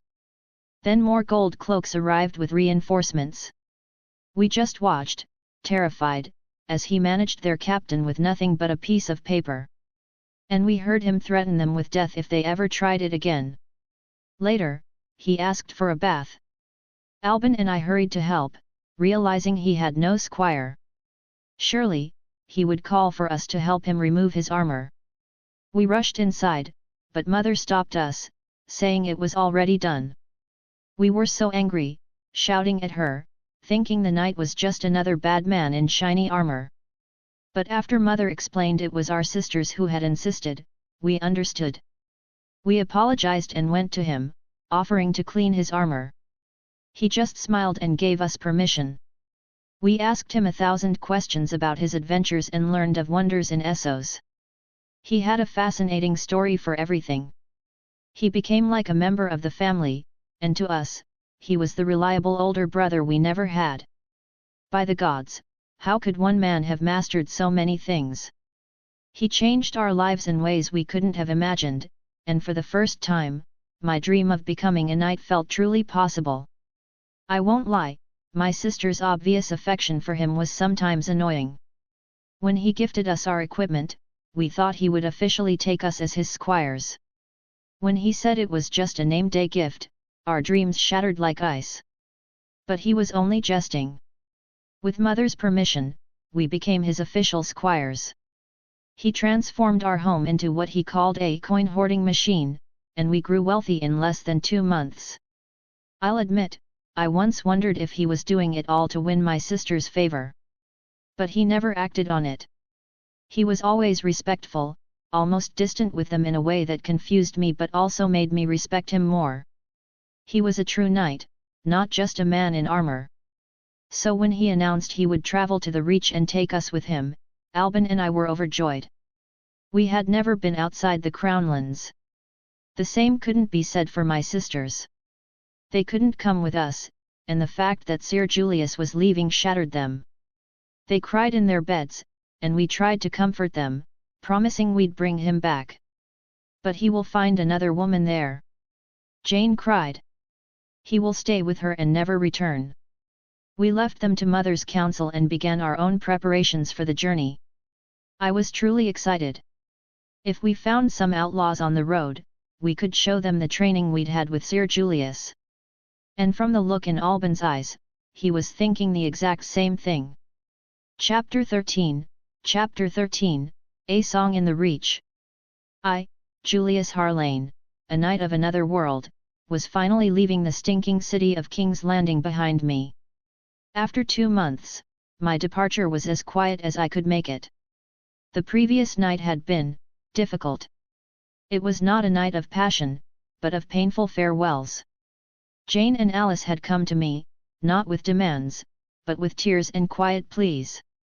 It had taken all my resolve to hold fast to my decision, to explain once more that I could not offer them the future they dreamed of. The memory of their heartbroken faces as I left that morning was a heavier burden than any armor. Miranda had simply watched me go, her expression unreadable, a silent acknowledgement of the complicated truth we shared. I rode away from the Green Bird carrying their kindness and their sorrow, a debt I wasn't sure I could ever repay. After several days on the road, we reached the lands of House Footley. The sprawling, fertile fields of the Reach were a welcome balm after the capital's stench and strife. We arrived at the town of Tumbleton a few hours later, seeking a night's rest at a reputable-looking tavern. Stable boys took our horses, and I paid them well.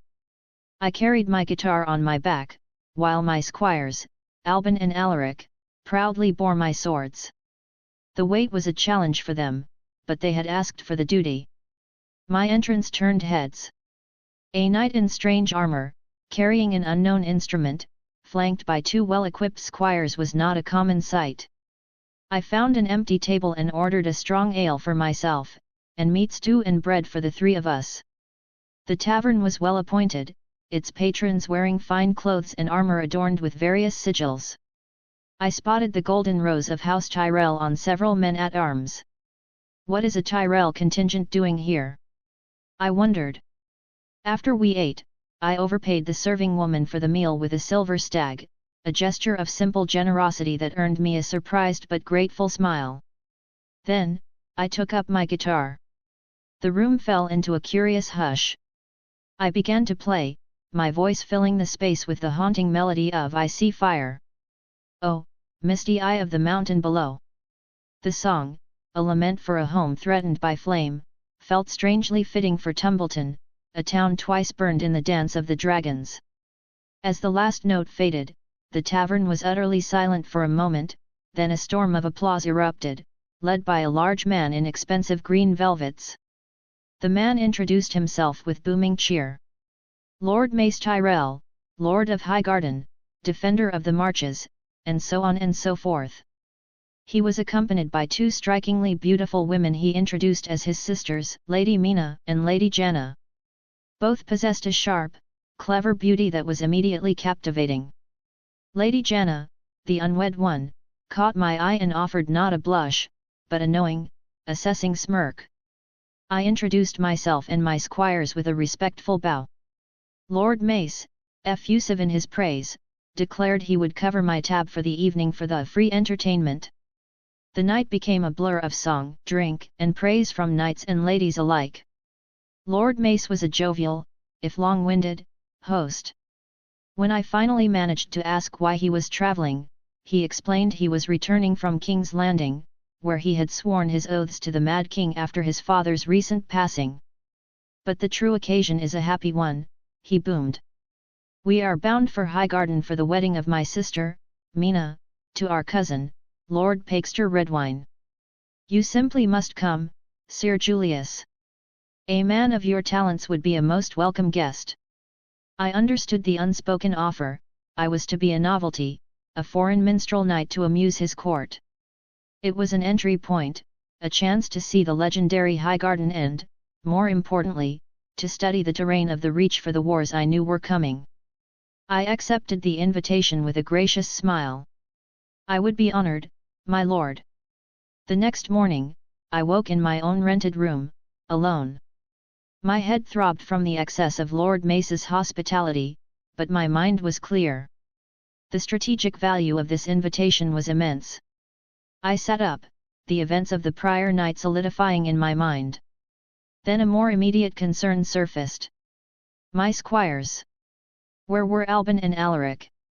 Chapter 14, The Rose Road. The Reach lived up to its name as the breadbasket of Westeros. The land was endlessly fertile, with a booming population working fields of golden wheat, vibrant vegetables, and orchards heavy with fruit. It was a land of plenty, a stark contrast to the crowded, tense streets of King's Landing. By a twist of fate, I now found myself traveling with the Tyrell contingent itself. My initial plan had been to scout the lands bordering the Stormlands, but refusing an invitation however casually given from the Lord of Highgarden would have been a profound political misstep. I was in no position to refuse such a lord, so I swallowed my intentions and fell in with his party. The air was thick with excitement for the upcoming wedding. The Reach lords, it seemed, were masters of efficient pageantry. Unlike the grim tournaments of the north or the ostentatious displays in the capital, their celebrations were woven into the fabric of their prosperity. There would be a tourney, of course, where winners could earn prestigious titles and, with family approval, even the hand of the lady they crowned their queen of love and beauty. It was a world of romantic wordplay and martial skill, a game I needed to learn quickly. My current role within the party, however, was an unexpected one, entertainer. I found myself riding alongside the young Lord Willis and his aunt, Lady Janna. The boy had taken a shine to me, and poor Stormwind now had to bear the weight of an extra, endlessly energetic young lord. We travelled the Rose Road, having passed through Appleton the day before. My integration hadn't been entirely smooth. I had, perhaps foolishly, accepted sparring challenges from the knights in Mace Tyrell's employ and defeated them. My squires, Albin and Alaric, flush with confidence, had done the same to their pages. I knew it bred resentment, so I was careful not to boast, attributing my victories to hard-won experience in the wars of the Free Cities. Not all of them believed me, and men like Sir Jon Fossoway, who trailed behind us casting dark looks, clearly held a grudge. I suspected his feelings for Lady Janna were part of the problem. The story I had been telling Willis concluded, and the boy immediately launched into a volley of questions. So Sir Luke Skywalker destroyed the flying evil castle with his smuggler friend and was rewarded by the princess. But who did she marry? Asked the young lord. Yes, Sir Harlane, Janna added, a sly smile on her lips. I must agree. That seems an incomplete ending to the tale. Why did a princess always have to get married? These Tyrells were too clever by half. That is a story for another day, my lord, my lady, I deflected. They both pouted in response, a sight that was, admittedly, rather charming. Oh, come now, my lady, Sir Jon Fossoway interjected loudly. You can't truly be interested in this foreigner's murmurs? The story is absurd. Castles don't fly, the only things that fly are on the backs of dragons. That is why it is called a story, Sir John, not a history, Janna replied with chilling calmness. And the foreigner you speak of also has a name. She coldly added. Sir John muttered an apology and spurred his horse ahead. His departure did little to help me, it only made the tension more obvious. One of the Tyrell guards later warned me in a low voice that the knight wouldn't forget the slight. I thanked the man for his counsel. Lady Janna, however, waved it off. He will do no such thing. But he will likely challenge you in the joust. A challenge I could work with. The woman herself was a different kind of challenge, peppering me with personal questions about my origins, training, and master. I had to think carefully before each answer, and her expression always seemed to say, "Yes, of course, I'm sure." Then she asked, with a tone of mock disappointment, "So, you often frequent brothels, sire?" Where had that come from? "No, my lady, I do not. The incident in Tumbleton was a drunken mistake in judgment, nothing more." I glanced at Willis, who looked confused by the adult conversation. "And do these mistakes often happen to you, sire?" she pressed. "Or is that just another convenient tale?" I felt my patience thinning.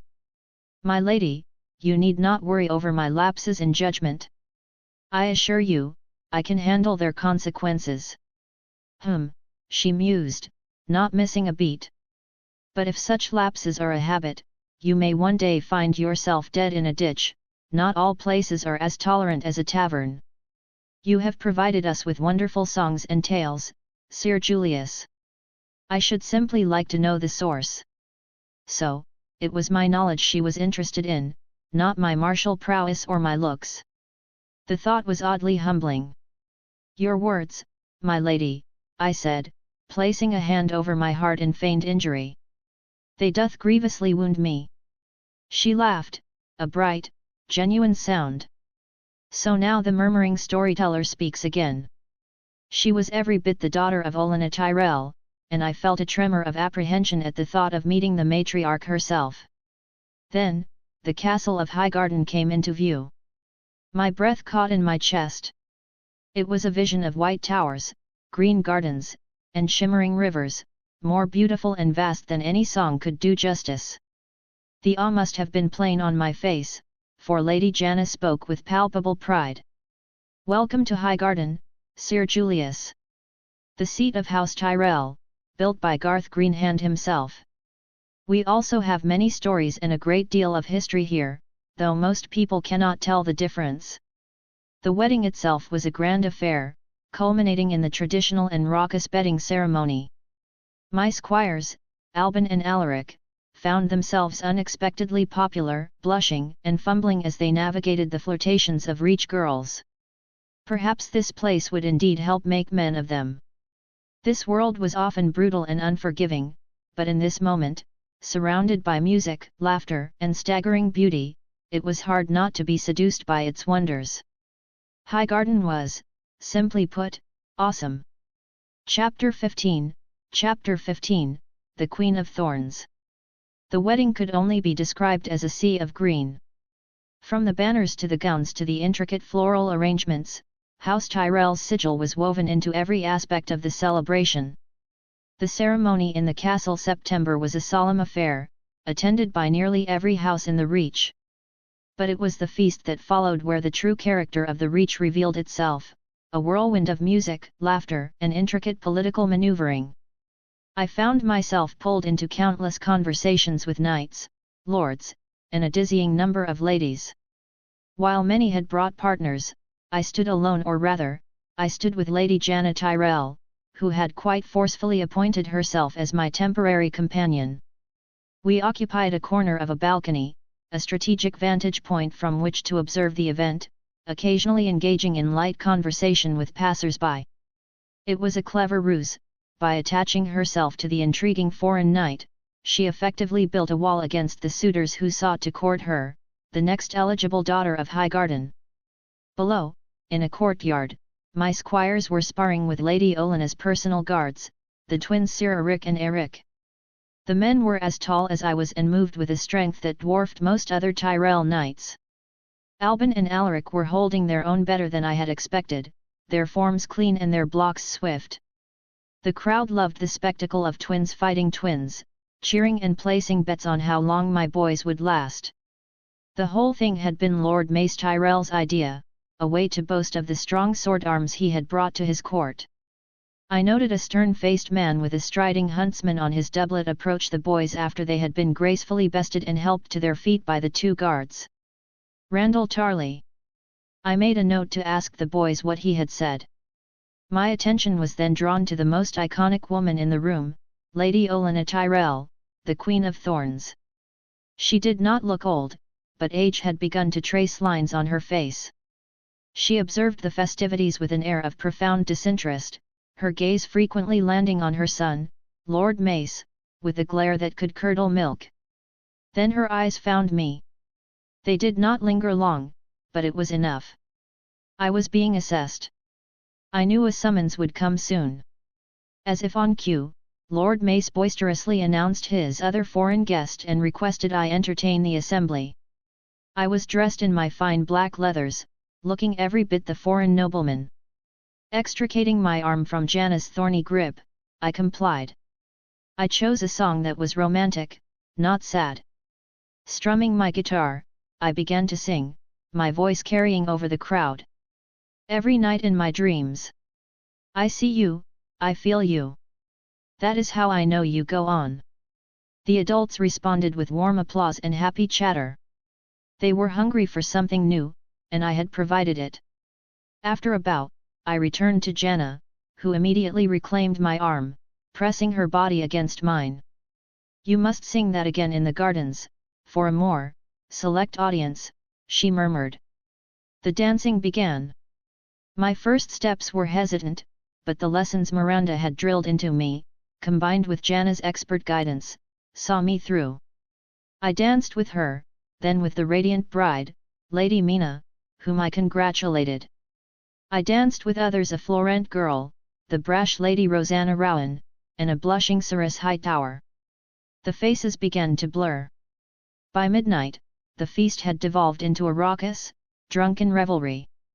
Then came the shouts for the bedding. To an outsider, it might have looked like a prank. But watching a mob of men and women violently rip the clothes from the groom and bride, their laughter taking on a cruel edge, was horrifying. They called the children born from such unions bastards as an insult. The hypocrisy was staggering. I needed air. I turned to find a balcony, but a small hand tugged my sleeve. It was a young girl, Janna's cousin, who informed me that Lady Olenna required my presence. So, the interrogation was to begin. I was led to a secluded part of the vast gardens. She sat at a small tea table with an empty chair opposite her. I approached and gave a respectful bow. She barely acknowledged it. She signaled her guards to leave.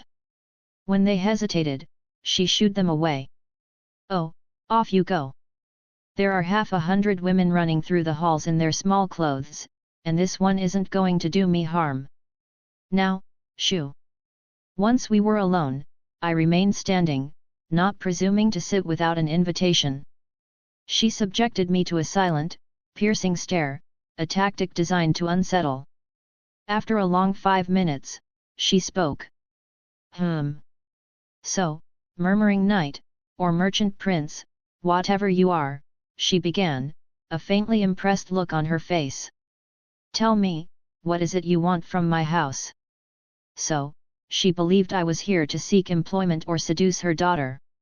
The assumption was irritating, it was her oaf of a son who had dragged me here. I want nothing, my lady, I replied calmly. I wish to leave this place, and the things I want, House Tyrell does not possess. The gate is open. No one is stopping you, she said, her eyes narrowing. But you should mind your tongue. House Tyrell is one of the wealthiest in the 7 kingdoms. Even if your house has mountains of gold and a garden of daughters, my lady, I value my freedom more, I countered. And you should know, I am not some poor hedge knight.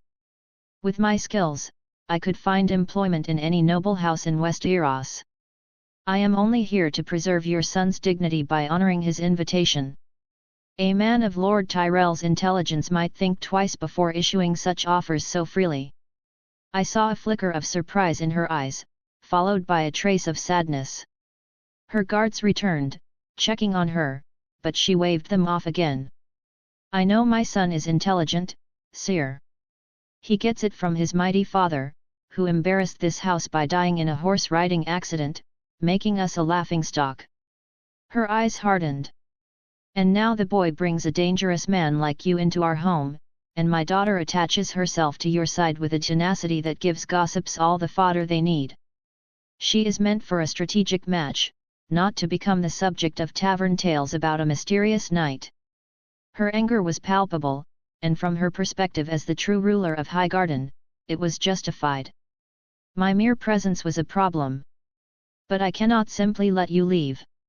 My son wishes to show off your other talents to the other lords. From what I gather, you've not taken advantage of our hospitality, I'll grant you that." She glanced at the empty chair. "I won't apologize for not letting you sit, and I know the respect I showed earlier has been lost. But I couldn't care less." Her dismissal was a calculated insult. I was furious, but threatening the Queen of Thorns in her own castle was a swift path to a poisoned cup or a tragic accident for my squires. She saw me as a threat, and she wasn't entirely wrong. I was here to gather intelligence. I offered her one more, shorter bow. "My lady." Then I took my leave, walking briskly toward the chambers I had been granted. My mind churned with the encounter. But a more immediate concern surfaced.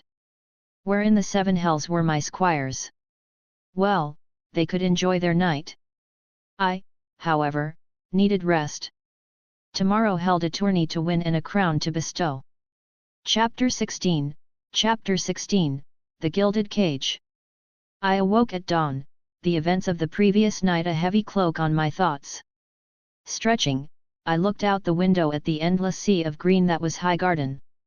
It was an idyllic place, a land of plenty seemingly untouched by the harsh realities of the wider world.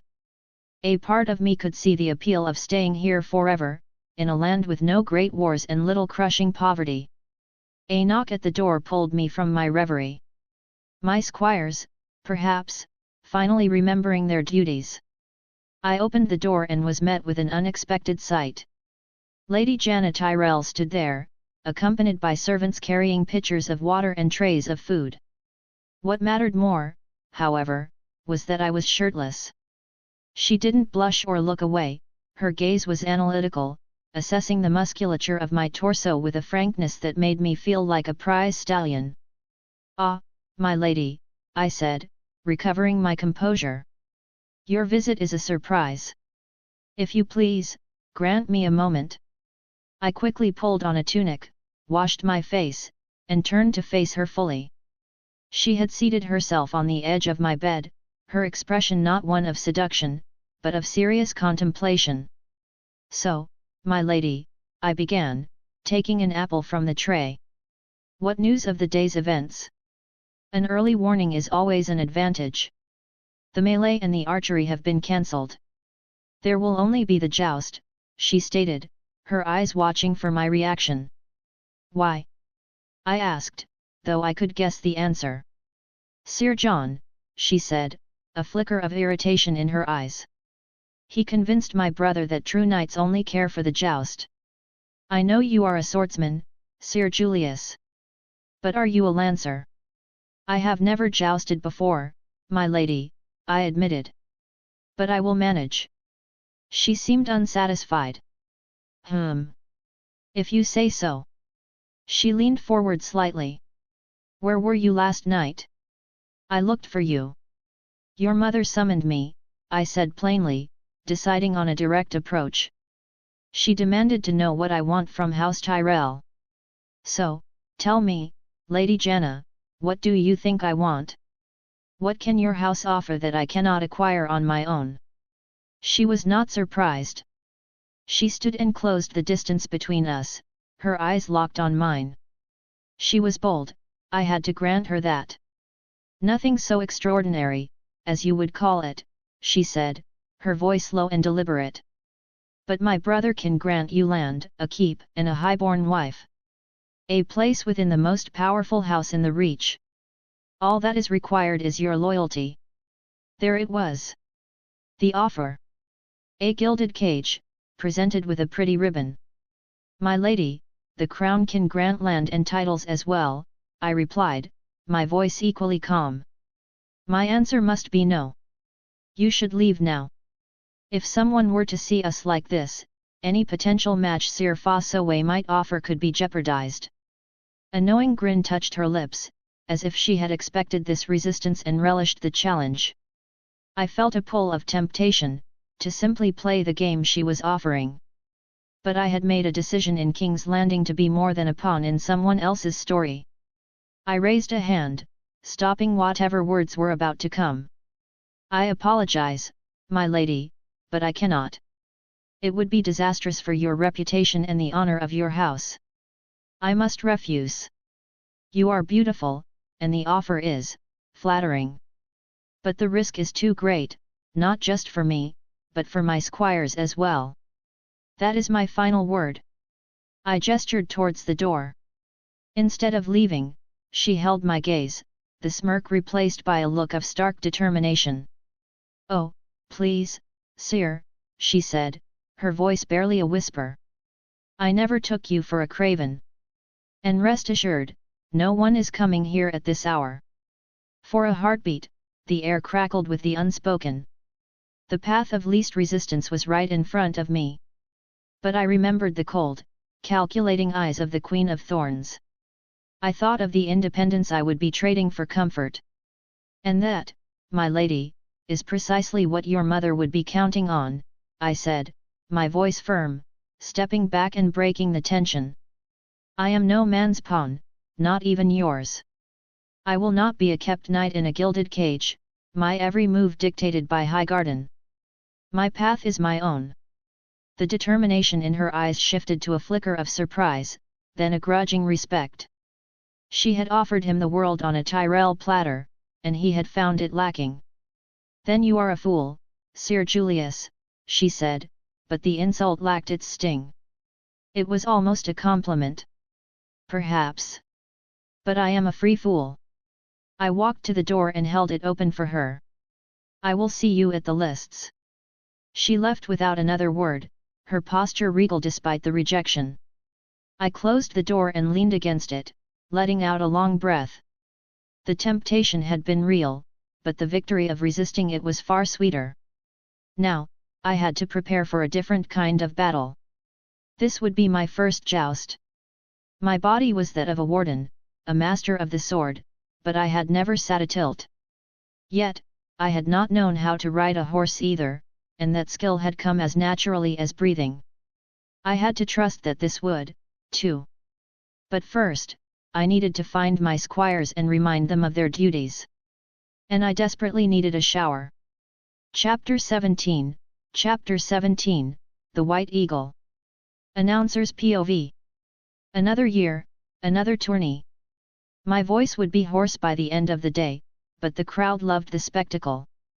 My lords and ladies. I bellowed, my voice carrying across the lists. We are gathered once more to witness the crowning of a new Queen of Love and Beauty and her champion. Let us delay no further. I glanced at the list. All right. On my left, the renowned knight of House Osgrey, Sir Adam Osgrey. On my right, Sir Rudolph Ashford. A look to the main stage earned a nod from Lord Tyrell. Begin. Julius's POV. It was, to my surprise, genuinely fun. The thunder of the charge, the shuddering impact of the lance, the roar of the crowd as an opponent tumbled from the saddle, it was a primal, exhilarating rush. I had made it to the semi-finals.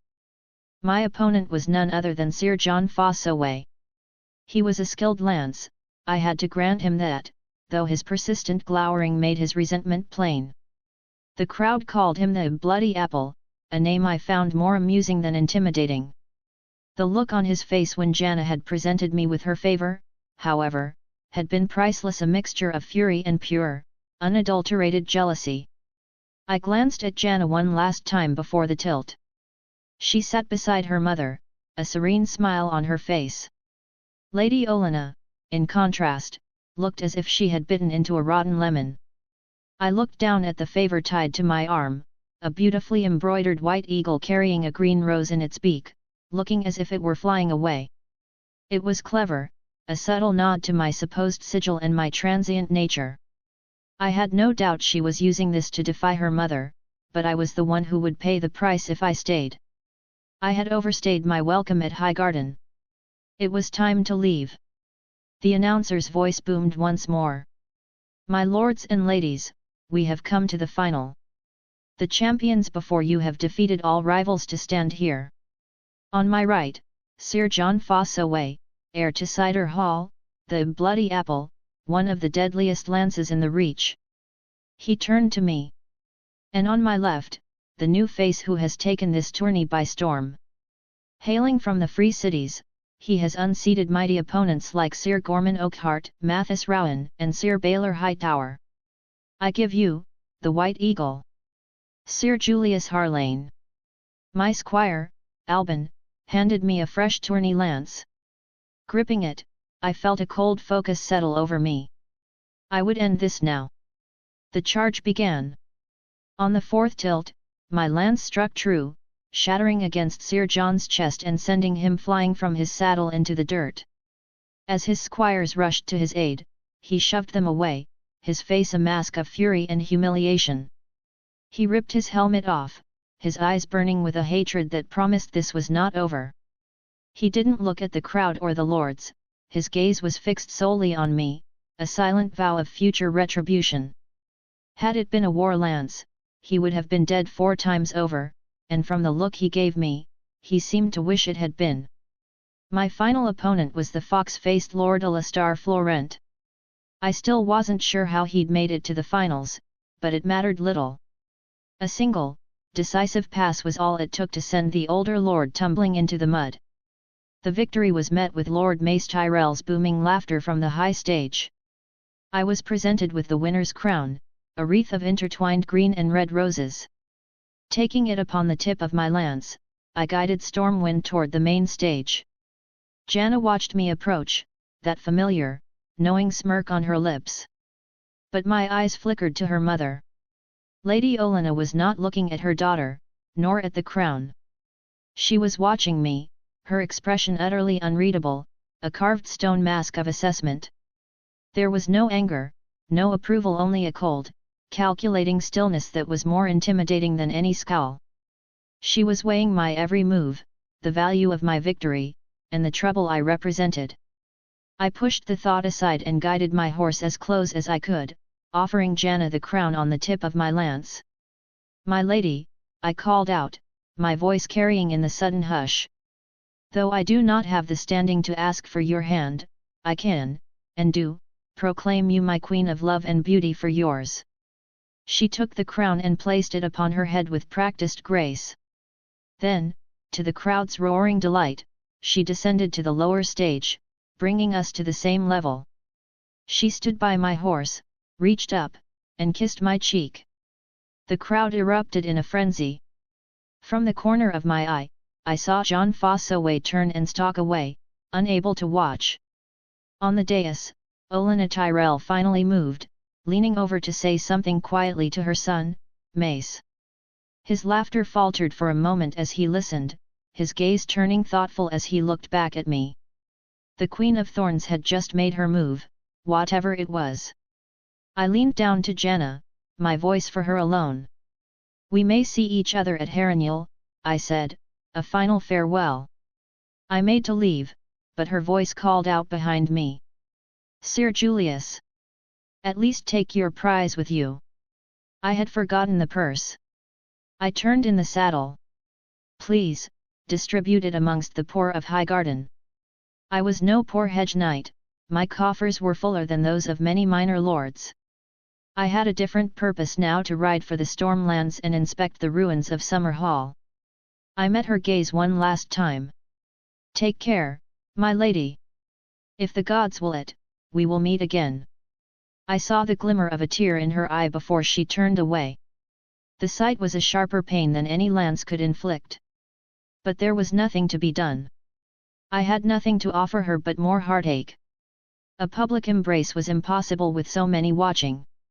An opponent's strike was a bruise that would heal. A woman's tear, however, felt like a crack in the heart itself.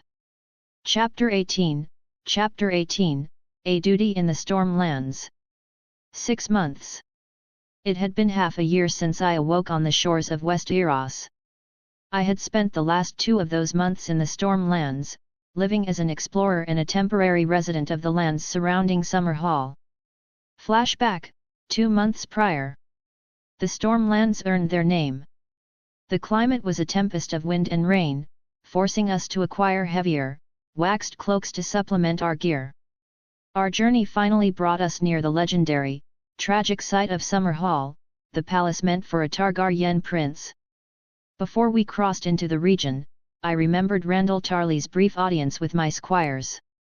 I asked them what the stern lord had wanted. Lord Tarley asked if we were related to a bastard uncle of his, Albin explained. He wanted to know where we were raised and what we intended for our futures. Seeing their skill, the Lord of Hornhill had considered recruiting them. It was a telling insight into the man. He valued martial prowess above all, even in bastards. Why he hadn't pressed the issue or spoken to me, I couldn't guess. As we neared the area, I spotted 3 riders observing us from a distant ridge before wheeling around and galloping away at full speed. Scouts? I dismissed it, having already dealt with 3 bands of bandits on the road, sending them to whatever afterlife this world offered. The last thing I wanted was for the others to get them.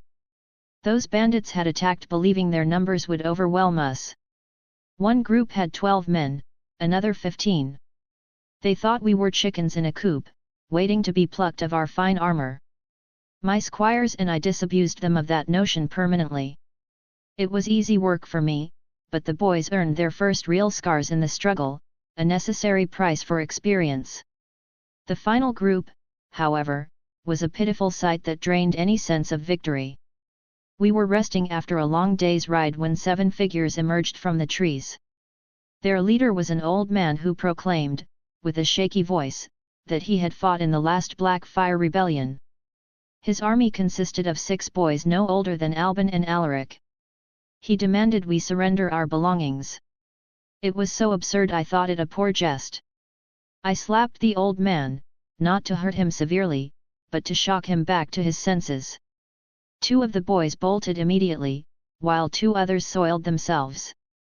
My squires, reacting with swift efficiency, held daggers to the throats of the remaining 2, threatening the lives of their friends if the runners took another step. What in the 7 hells were you thinking? I growled at the old man. Attacking fully armored men. Please, sire, he stammered, crumbling to his knees. Spare us. We are starving. Our village, it was ravaged by a plague. We thought. I cut him off, reassigning him that no harm would come to them if he told the truth.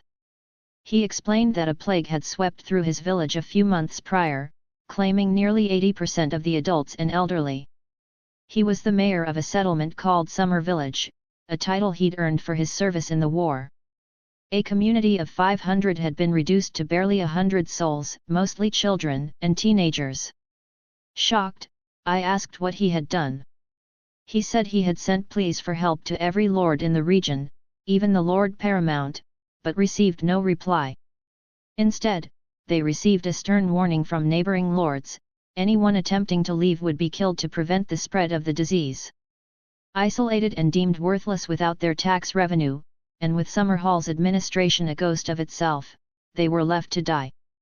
Tax collectors still came to demand their due, but no protectors ever arrived. The old man, Durin, had been threatened with death and the rape of his granddaughter if he appealed to the crown. No wonder he had lost his mind and mistaken us for lordlings to be robbed. I was conflicted. I was a knight, a killer, not a healer or a lord. This was a task for the maesters, the learned men who guided the realm. But I knew their expertise was reserved for the nobility. A small, plague-ridden village held no value in their calculations. This tragedy was not unique, it was happening all over the 7 kingdoms, and the powerful did nothing. I saw the fear in my squires' eyes. This was a danger they understood from the festering streets of King's Landing. Watching war on a screen was one thing, standing amidst its collateral damage was another. Impulsively, I gave the man 20 gold dragons to buy food for the 100 souls under his care, instructing him to take wagons on the 3-day journey to the nearest market. He gave me a stiff, proud nod and asked if I would come to see the village for myself. I did not want to. I wanted a warm bed and to be far from disease. But he claimed the worst was over. What more could happen? His name, he said, was Durin, and he guided us to his home. Summer Village was a place of ghosts and mud, the air thick with the scent of death and despair. The only sign of life was a single house with light in the windows, flanked by 2 barns. Dozens of gaunt children and teenagers were performing various chores with a grim determination. Durin called for his granddaughter, who emerged from one of the barns wearing cloth wrappings over her face, a crude but effective mask. When she removed it, I saw a woman who might have been pretty, but was now haggard from malnourishment, exhaustion, and grief. She was tall, with long black hair and striking blue eyes, the classic Baratheon traits. That was a question for another time. Her name was Ava. Upon learning that her grandfather had resorted to banditry to save them, she scolded him with a ferocity that made him flinch. After introductions, the sheer weight of their helplessness overwhelmed her, and she broke down in tears. She was the one caring for the last survivors. We gave them half of our provisions, enough for 2 meals for everyone. The next morning, Durin left with the boys and the wagons. I tried to stop him, fearing he would die on the road, but he insisted he knew the way better than anyone. Ava thanked us, explaining they had exhausted their savings with no help arriving. When I asked about the sickness, her description made it clear: it was cholera. I spent the next 2 months in that village, using my coin and knowledge to pull them back from the brink of extinction. I taught them to boil all drinking water and implemented basic sanitation. It worked. The region itself was some of the best land in the Stormlands, but ignorance had left it fallow and dotted with graves. I spent my time hunting, helping organize the orphans, and sharing stories. They would remember the knight who saved them, Sir Julius Harlane, the White Eagle. Ava, recovering her health and strength, proved to have a sharp mind, deeply interested in the medical knowledge I could impart. My squires, meanwhile, integrated by flirting with the local girls and establishing their authority through friendly spars with the boys. Life became peaceful, so much so that I nearly forgot my original purpose for coming here. Without truly planning it, I found myself with a following. 6 of the older, more capable village boys, eager for a purpose and loyal to their savior, now followed me. I began their training, a harsh welcome to the brutal world we lived in. My small company was growing. Chapter 19, Forging a Company. Flashback, 1 month prior. My time in the Stormlands, amidst the people of Summer Village, had become something I never expected, a purpose. I had become a guardian to these orphans, a cool older brother to the little ones and a stern teacher to the older boys. But my thoughts were in turmoil. What was I to do with the nearly 100 souls I had inadvertently saved? I couldn't stay forever, but leaving them now would be a death sentence. This wasn't King's Landing, where street urchins could survive on scraps. The mystery of why the plague had predominantly taken the adults gnawed at me. Curses and unexplained magics were real here, and we were in the shadow of Summer Hall, a place of great tragedy. But speculation was a luxury I couldn't afford. My only viable option was to take them to the capital. Miranda could potentially expand her establishment, providing work and shelter. It was a good plan, but the logistics were a nightmare. There were 97 of them in total, 37 girls and 60 boys, all under 17. Only about 40 were of fighting age, and after the harsh training I put them through, I judged that 30 had the potential to become proper warriors. The others lacked the necessary mindset. I gave them what I called a nightly education, drilling into them the values of discipline, loyalty, and brotherhood. The routine was relentless. At dawn, I forced them on runs with Albin and Alaric to build their stamina. In the evenings, I taught them lessons in basic maths, history, geography, and the cultures of Westeros. I told them heroic stories not to glorify war, but to inspire them to be protectors.